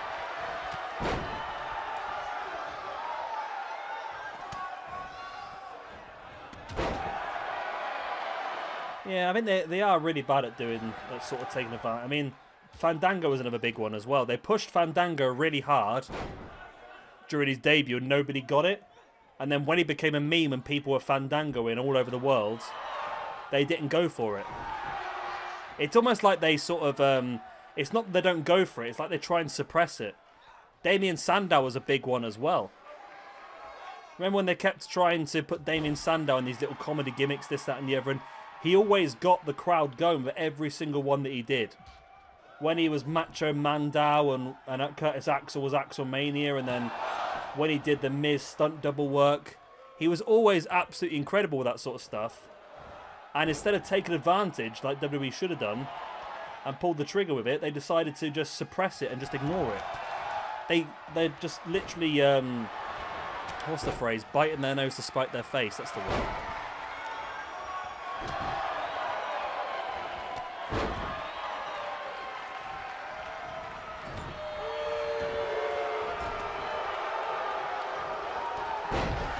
Yeah, they had so many possibilities of stuff they could have done. Rusev Day is another big one as well. Yeah, Rusev was another big one because, again, he just had the potential to be an absolute star, and they'd already done it. The hard work was already done. He was over with the crowd, and they just never decided to do it. It really perplexes me sometimes, the decisions that WWE actually make.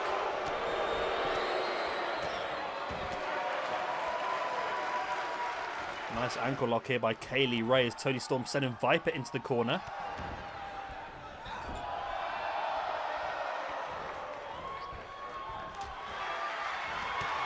That's it, Jay. They just never, ever seem to take the advantage of the situations when they come their way. Never.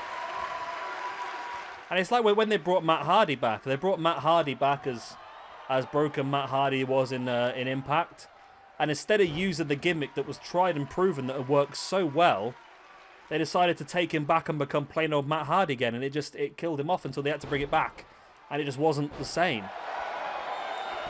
Yeah, Zack Ryder's another big one as well. Zack Ryder wins the Intercontinental Championship, gets really over with the crowd at WrestleMania in front of his home crowd, and then they decide to make him drop it the night after. It's absolutely mad.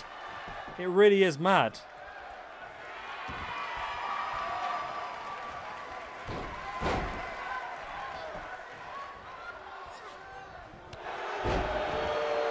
Yeah, I think that was the thing with Rusev. I think he was over. And I think he was mainly over because I think the fans realised that he wasn't getting... Wow, that's a very vibrating screen, that is. I think the fans realised that he wasn't getting the rewards for how good he actually was. But I mean, I'm not saying he was the best out there, don't get me wrong, but he definitely did pretty good at what he was supposed to be doing.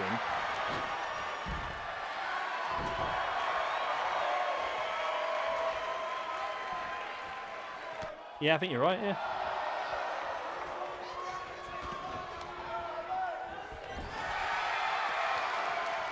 I don't know, the WWE disappoint me sometimes. They just don't take advantage of just clear opportunities they have in front of them. I mean, they did it with Becky Lynch eventually. But again, they're a bit slow on that, I think. And they ended up having to do it with Daniel Bryan that year. Remember when he was... when they brought Batista back and made Batista win the Rumble and people just absolutely rioted because Daniel Bryan didn't do it. They did it then, but it's still... They just don't take advantage of just such blaring, easy opportunities they have in front of them. It does frustrate me a lot. Yeah, I think the whole Ronda Rousey thing was too much hype, to be honest. She wasn't quite as good as we thought she was going to be.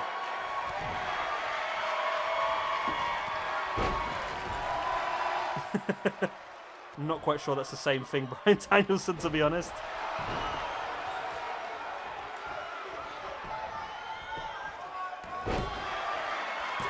Yeah, I don't know. The thing with Sasha Banks, and there we go. Viper and Kaylee Ray get the win. Big wins for them. It's going to help them out greatly in the women's division. Dakota Kai and Toni Storm are the losses. What's up, darling? Hey, Al. What you got to tell me?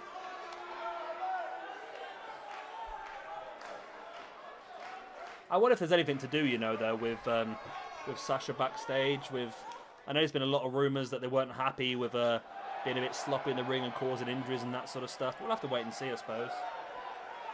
I still like her.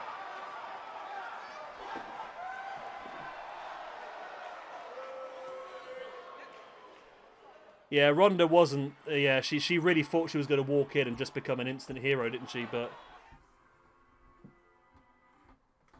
I don't think she realised that she was just going to turn into the female Brock Lesnar and just get given loads and loads of squash matches. Kaylee Ray versus Piper Niven's a good shout, Jay. But again, it's a very big women's roster. Do we want to give a few more women an opportunity next week and see who jumps out at us?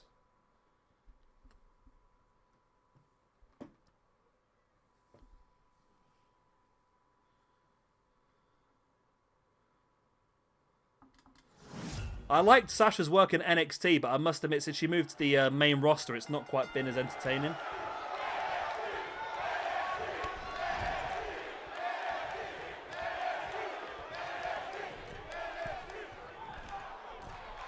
How does it?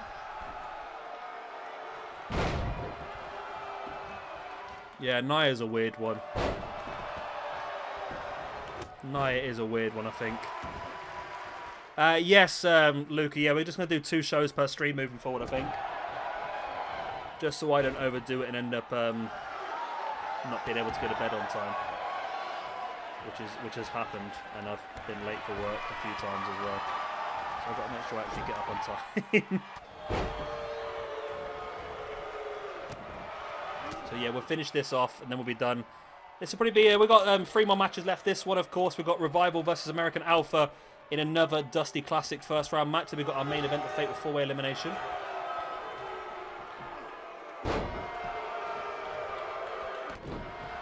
second, my phone's ringing.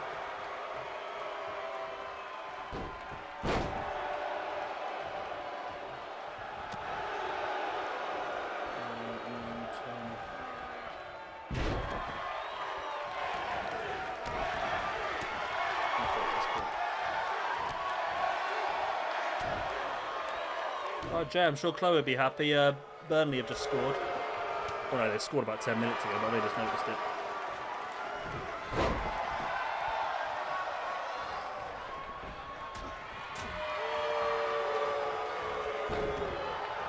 Could be a good shout.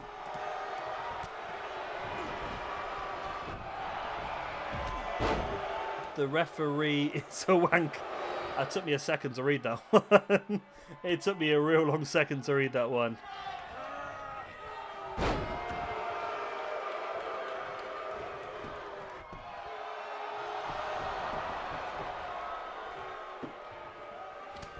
It's really good, Justin, to be honest. She's too strong for the women's division, is she really?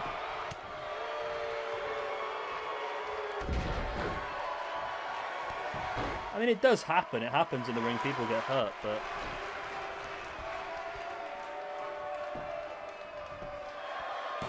I don't know the referee is a wanker, how you keep managing to change... I don't even know how to change my screen name, to be honest. I didn't think it was possible.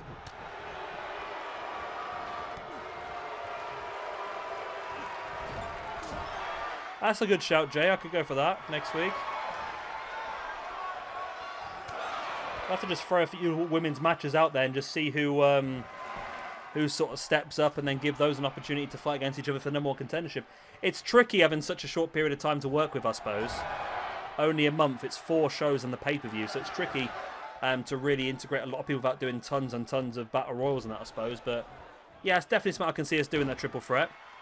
Oh, you just change your Google ID name? Okay.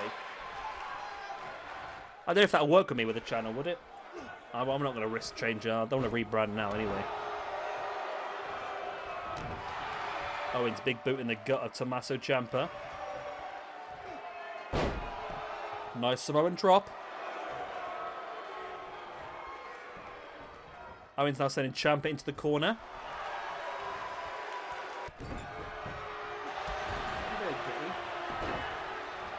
Why are you so meowing? She meows a lot on me now. Never used to. She used to be so quiet on that.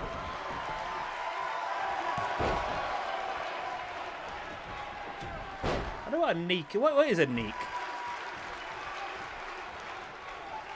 Can anyone explain what a neek is? Is it like a mixture of a nerd and a geek? If I Google it, am I going to get, like, tracked down? Oh, it's a nerd or a geek. It is, yeah. Well, that's good. I just thought it was like a Scottish man saying the word neck. I've got a stiff neck.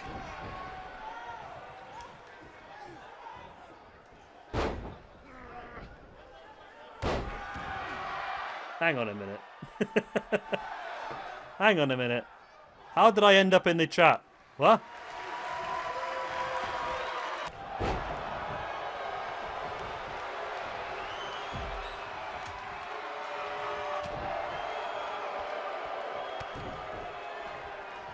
What, in a normal episode, Jay, or at the pay-per-view? Package pile driver there by Kevin Owens on Tommaso Ciampa.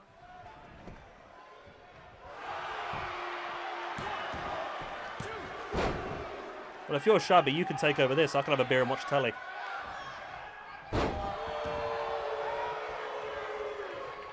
You confuse me when you change, because I've got no idea who's who anymore. If you start switching with each other, that's really going to confuse me then. I've got a stiff neck.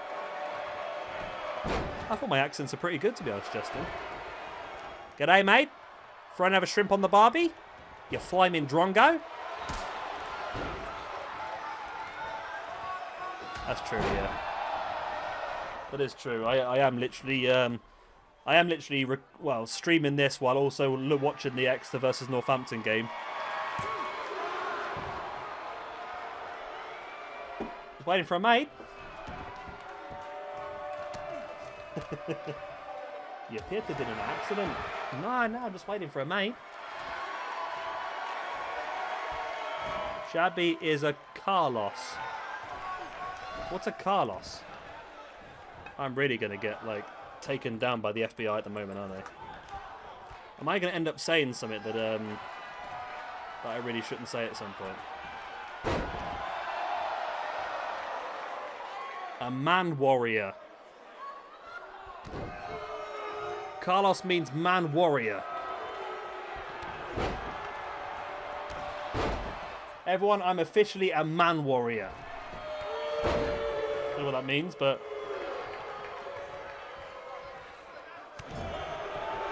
Don't look it up. Gabby Saber. Oh, we're at that point of the stream again where you lot have just gone mad now, haven't you? You just turn into troll overload instead. Yeah, Carlos means man warrior or urban. Urban? Oh no, hang on a minute. If I look at the Urban Dictionary...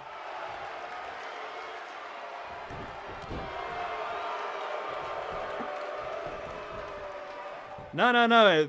If basically, Carlos on the Urban Dictionary means he's the sweetest guy you could possibly meet. He learns from his mistakes, and if he knows he's hurt you, he'll realise it and want to fix it.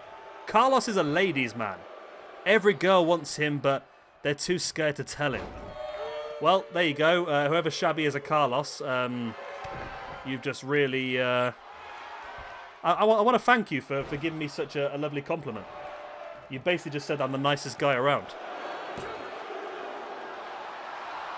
No, I'm currently sat here on Urban Dictionary. Carlos is a very nice thing. That means I'm the nicest person. That means I'm the man that all the women want. Which I think might be a lie based on my... might be a lie based on my current experience in life, to be honest, but...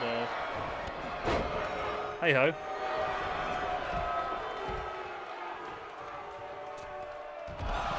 Yep. No, I think you should keep that now. I might just change my name to Shabby Carlos. Hello, my name is Shabby Carlos. Does that work? My name is Shabby Carlos. I am Mexican. Is Carlos a Mexican name, or is that just racist? I don't know.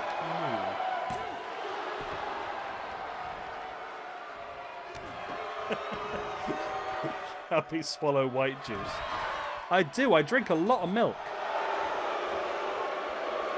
I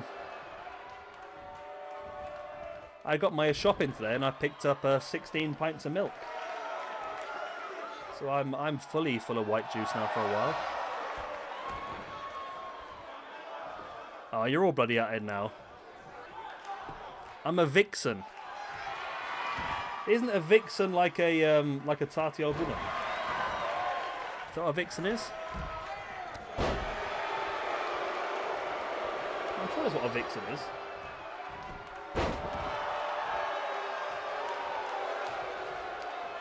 Yeah, I must admit, Justin, the last few streams have just turned into absolute chaos of people just mocking me.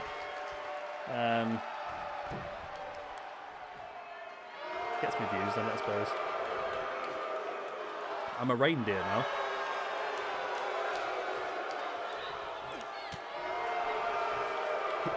You're all freaking weirdos. Are you all making fake accounts as well? Because you're all there with the different like orange and blue and purple like names.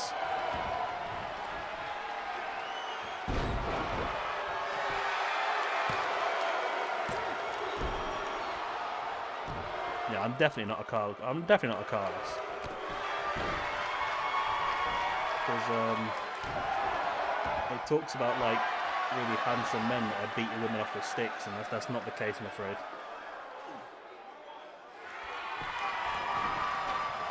First dislike, now call him a granny tart. You've been disliked as well, have you? I don't know where these dislikes are coming from. I don't know what these people are up to. We're up to 21 likes, 13 dislikes now, though. We're moving in the right direction.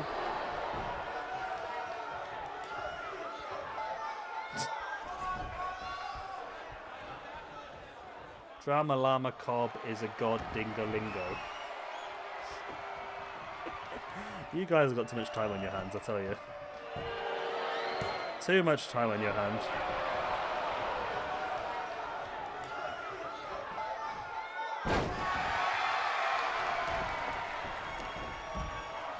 Kevin Owens dragging Seth into the ring. Is this going to be the opportunity to pick up the win? No. Oh, this match is going the length, isn't it? This match is really going the length. Thank you. We just always love corn, mate. That's what it is. Is that you, Maz, anyway? I'm sure you're one with the black logo.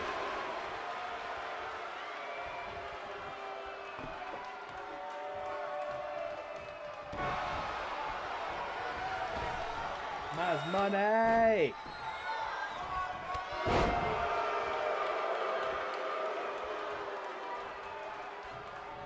Who's the suck up?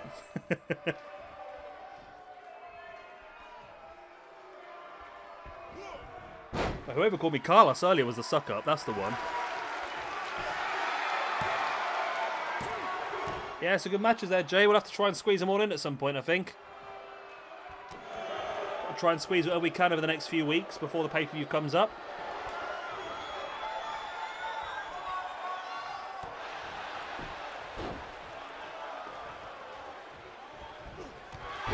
It's promiscuous. I'm too lazy to be promiscuous, to be honest with you. There we go. Seth Rollins picks up the win. It's about time. Distance. 3 big names. Sephariah Rollinski with a win. Where am I? Oh, not be kind of drink over then. Well, that would have been embarrassing, wouldn't it? Oh! I must not be can of drink over again. You'd think I would have learnt from the first time, wouldn't you? But I did not, evidently. I know what promiscuous means. I need to look that up.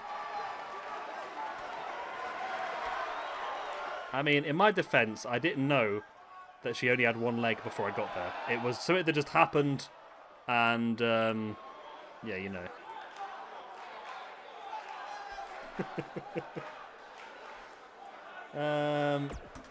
Right, let's move on.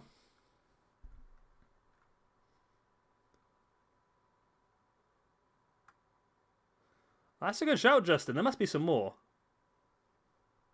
I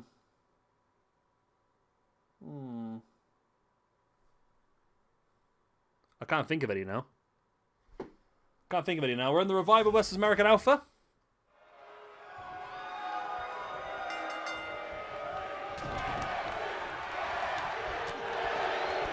Urban meaning. That's true, Justin, yeah. On the plus side, I got half price, so it wasn't too bad.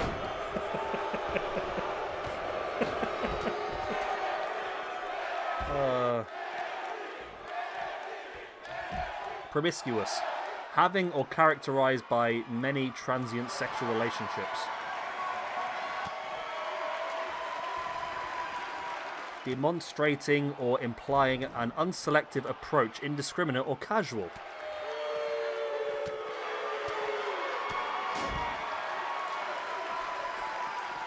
Ian was here not long ago.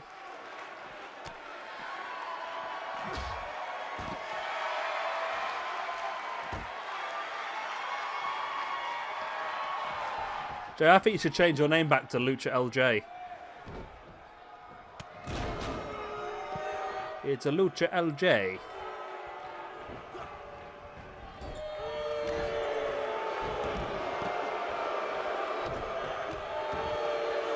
I'll tell you, I'm too lazy to be promiscuous, to be honest. So this is another match, of course, in the Dusty Classic. We already know that Mustache Mountain are through. Who's going to join them?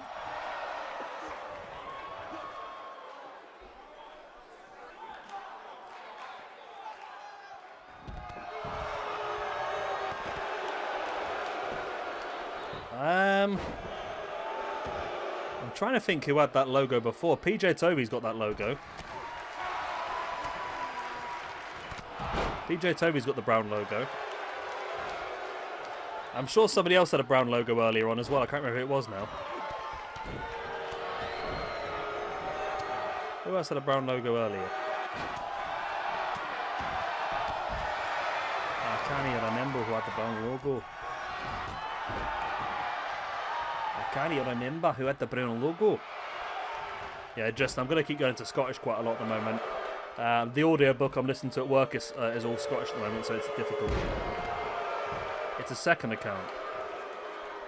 I don't know. I don't know who it could be.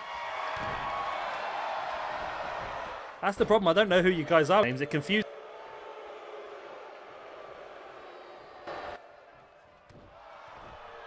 It's clever enough to know a word with as many syllables as promiscuous. I've met you guys before. That's a much too big a word for you guys to know.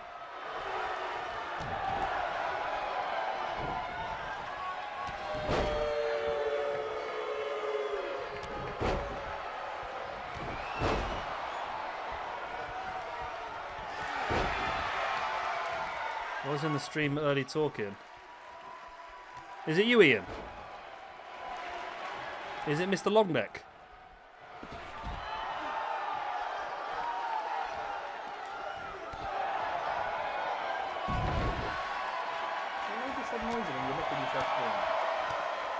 There's a cat. Chad Gable up on top. It's not Ian. Ooh.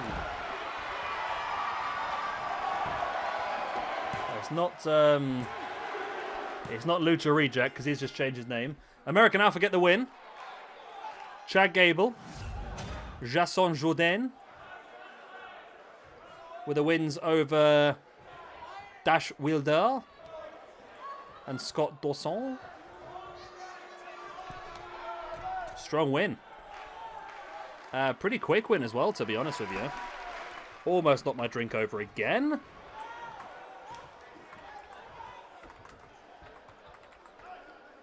There we go. 2 losses for you two. There we go. Into the tag team rankings as we move on to the next match of the evening. The Revival with a loss and American Alpha with a win.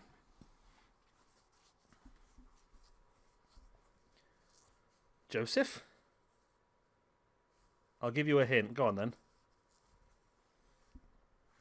I can't remember who had the brown logo earlier. Mum? Is that you?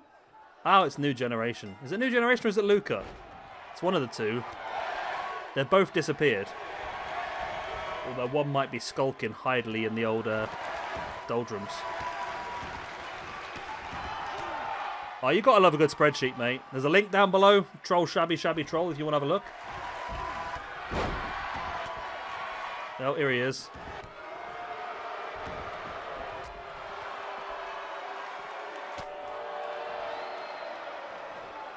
Are you the real Nathan Robinson?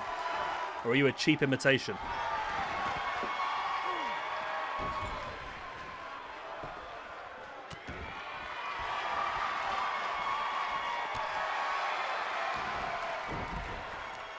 So this, of course, a fatal 4-way elimination. It's got to be one of the two, Shabby. It's got to... Shabby is promiscuous. It's got to be Luca or New Generation.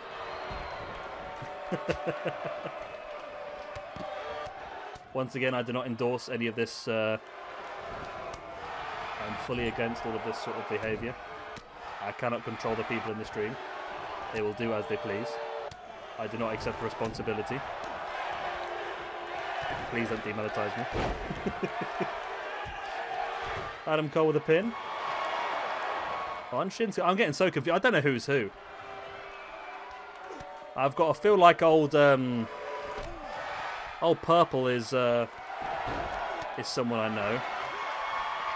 Lucha Reject. I know you because of your logo. I don't know who Nathan is at the moment. Who was Orange earlier? Orange earlier was... Oh, Orange has turned up recently, okay. I'm lost now.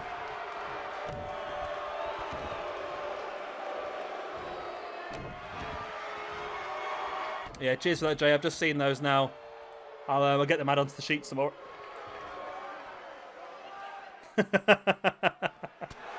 Well done, Luca. I've just seen your message on Discord. I noticed you sent it to me by mistake again, didn't you?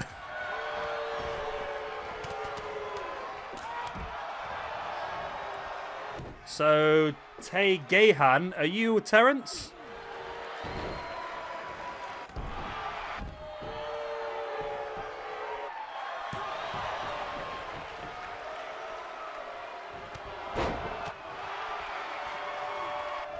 Yeah, I've got it on now, Chloe. It was me, Austin. Adam Cole now with Shinsuke Nakamura up in the ring.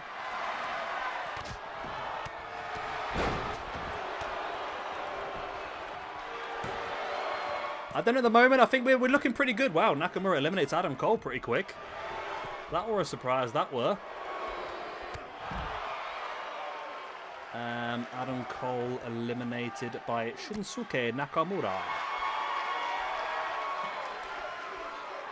Down to our final three in this one now then. Now then. One of these three is heading off to take over the face-off against Johnny Gargano, who hopefully is not going to get through in the Dusty Classic. Otherwise, he's pulling double duty at the pay-per-view.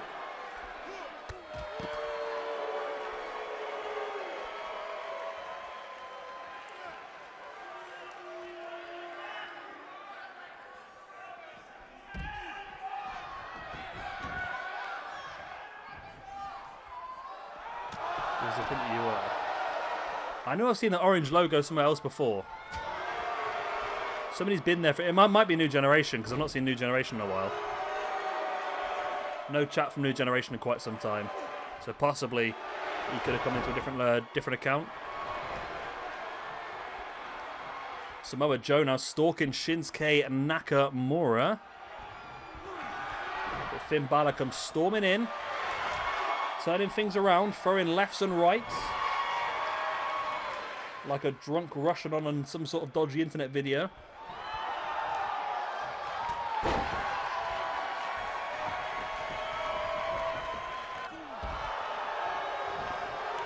Shinsuke now sending Joe into the corner. Big running knee strike right into the gut. Bringing Joe back up. Joe comes running out with a boot right in the face.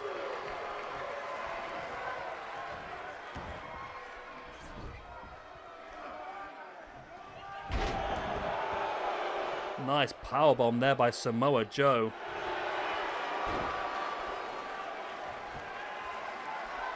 I'll be careful with comments like that, Jay. That's what gets you sacked from NXT UK.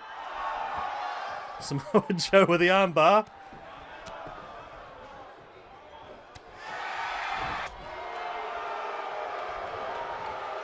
Bit of working together there by Joe and Finn Balor. Of course, former Dusty Classic winners themselves as a team.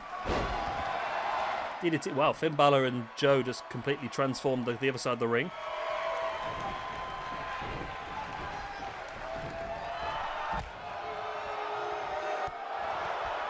Finn Balor booting the leg now of Shinsuke. And now flattens him with like an STO style clothesline. Nakamura up on top, looking for a super duper Kinshasa, maybe? Nope. Just a dodgy attempt at an axe handle that completely missed. Hey ho. Life goes on.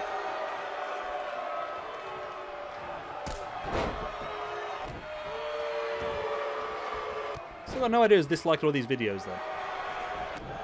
We had 15 dislikes yesterday and 25 likes.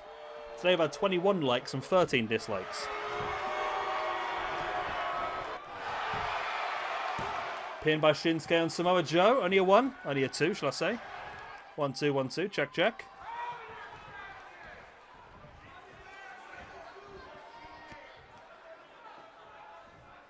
Shinsuke wrenching Joe back, slamming him face first into the mat.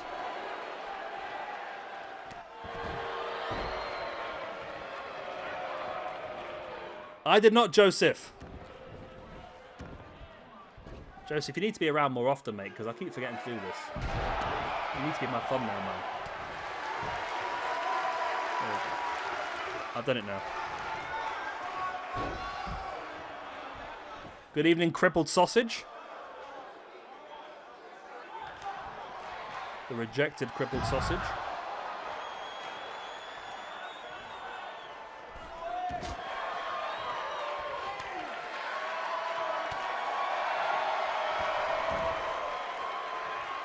I thought that was a pretty good. I thought that was a pretty good Carlos, to be honest. A man that all the ladies want, but no, they can't have. I thought it was a good Carlos. Shinsuke Nakamura now. Big knee strike right in the gut of Joe. To be honest, Joe's got a bit of pack in there, though. Okay, not Ian Longneck. It's good you're not Ian Longneck, to be honest. It means we can talk badly about Ian Longneck, because he's such a such a dweeb, isn't he, Ian Longneck? At least he's not here. We can talk about him now.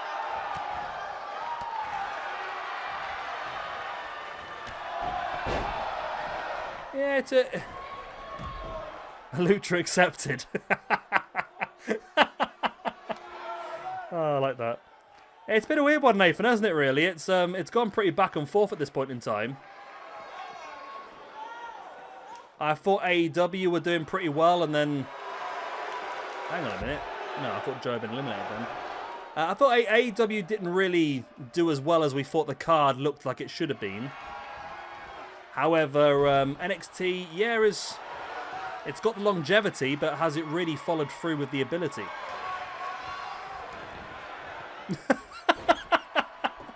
Who's that?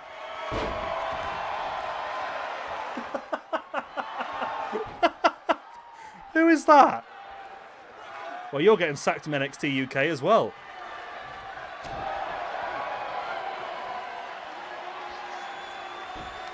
Nice Coquina clutch locked in here by Samoa Joe on Shinsuke. Is Shinsuke going?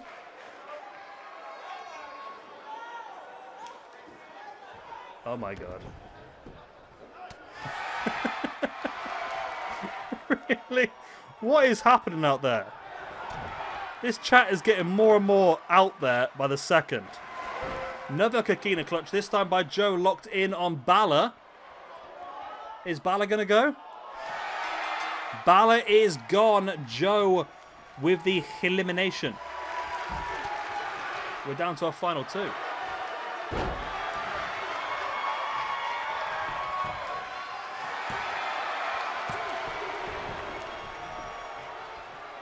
No, Ian, I was just saying how much we missed you not being around. Yeah, I really missed your I missed your company, mate.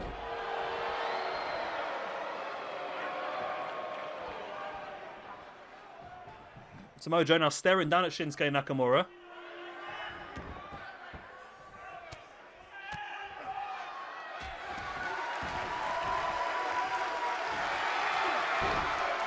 Nice, into the cross armbar.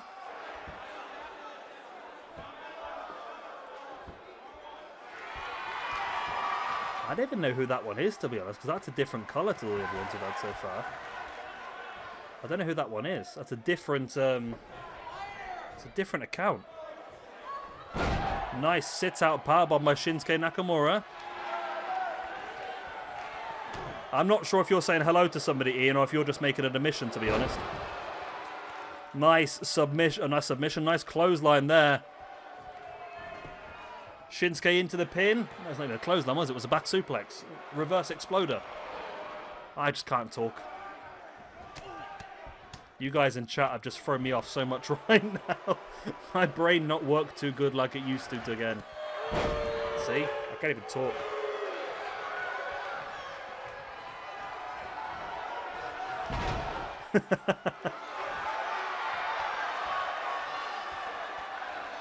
Right, Jay's going to get sacked from NXT UK twice then. Nice knees right in the face by Shinsuke. And there's the Shinkasa, or the Kinshasa, one of those things. Boom, and Shinsuke Nakamura gets the win. Shinsuke Nakamura gets the win over Samoa Joe. Right. So that does mean, in the grand scheme of things, that Shinsuke is going on to face off against Johnny Gargano for the NXT Championship at TakeOver in the main event of the evening. Johnny Gargano. There we go. Oh, I did that wrong, didn't I? Yellow NXT Championship. Lovely jubbly. There we go. Main event for TakeOver sorted now. That's going to be a cracker, that is. Gargano versus Nakamura. Sounds good to me.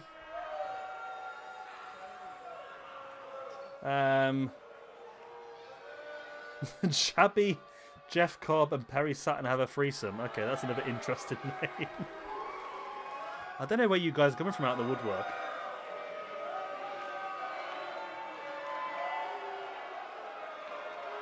Well, there we go then. What did you think?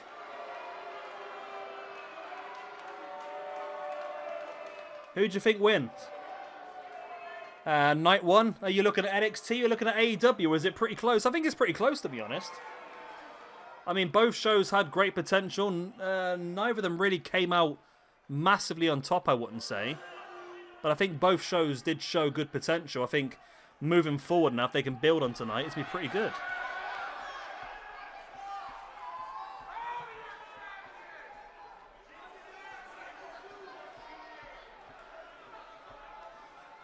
Oh, I'm scared of lofts, mate. They scare me.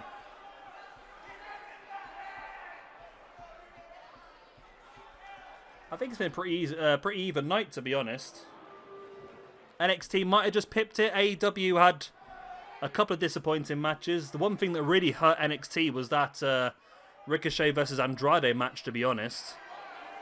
But of course, we can build upon that next week in the Extreme Rules match.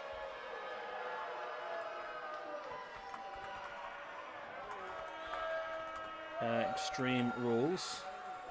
So we can build upon that Andrade versus Ricochet. So it might have been a weakness this week, but maybe we can build upon it next week to get something better out of it. So it could be pretty good, really. We'll have to wait and see how it goes.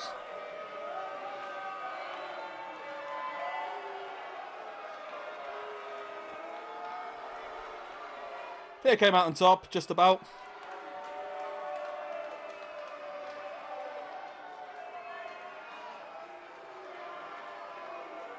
Now, New Generation is still there. Stalking around in the doldrums. It looks like it's been pretty even. I think it looks like NXT might have taken a slight lead tonight by the looks of it. A slight lead. Like I said, I think that match between Andrade and Ricochet really damaged the ratings for NXT. But like I say, they can build upon it next week. Hopefully use their weakness to become their strength, like I said.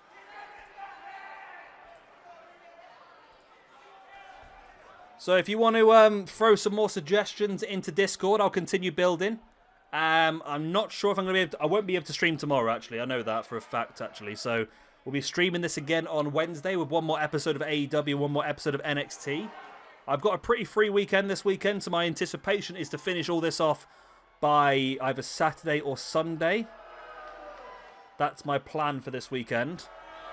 So yeah, we've got a good few streams to come this week. Yeah, like I said, drop all your ideas over on Discord. And I think I'll have to see you soon then, because I need to go to bed. Plus my phone's ringing as well. So I bid you all farewell. Thank you for a good stream. Thank you for all the likes and several dislikes, which apparently none of you did. But yeah, I shall see you all very, very soon. Good night, goodbye. Loves and kisses.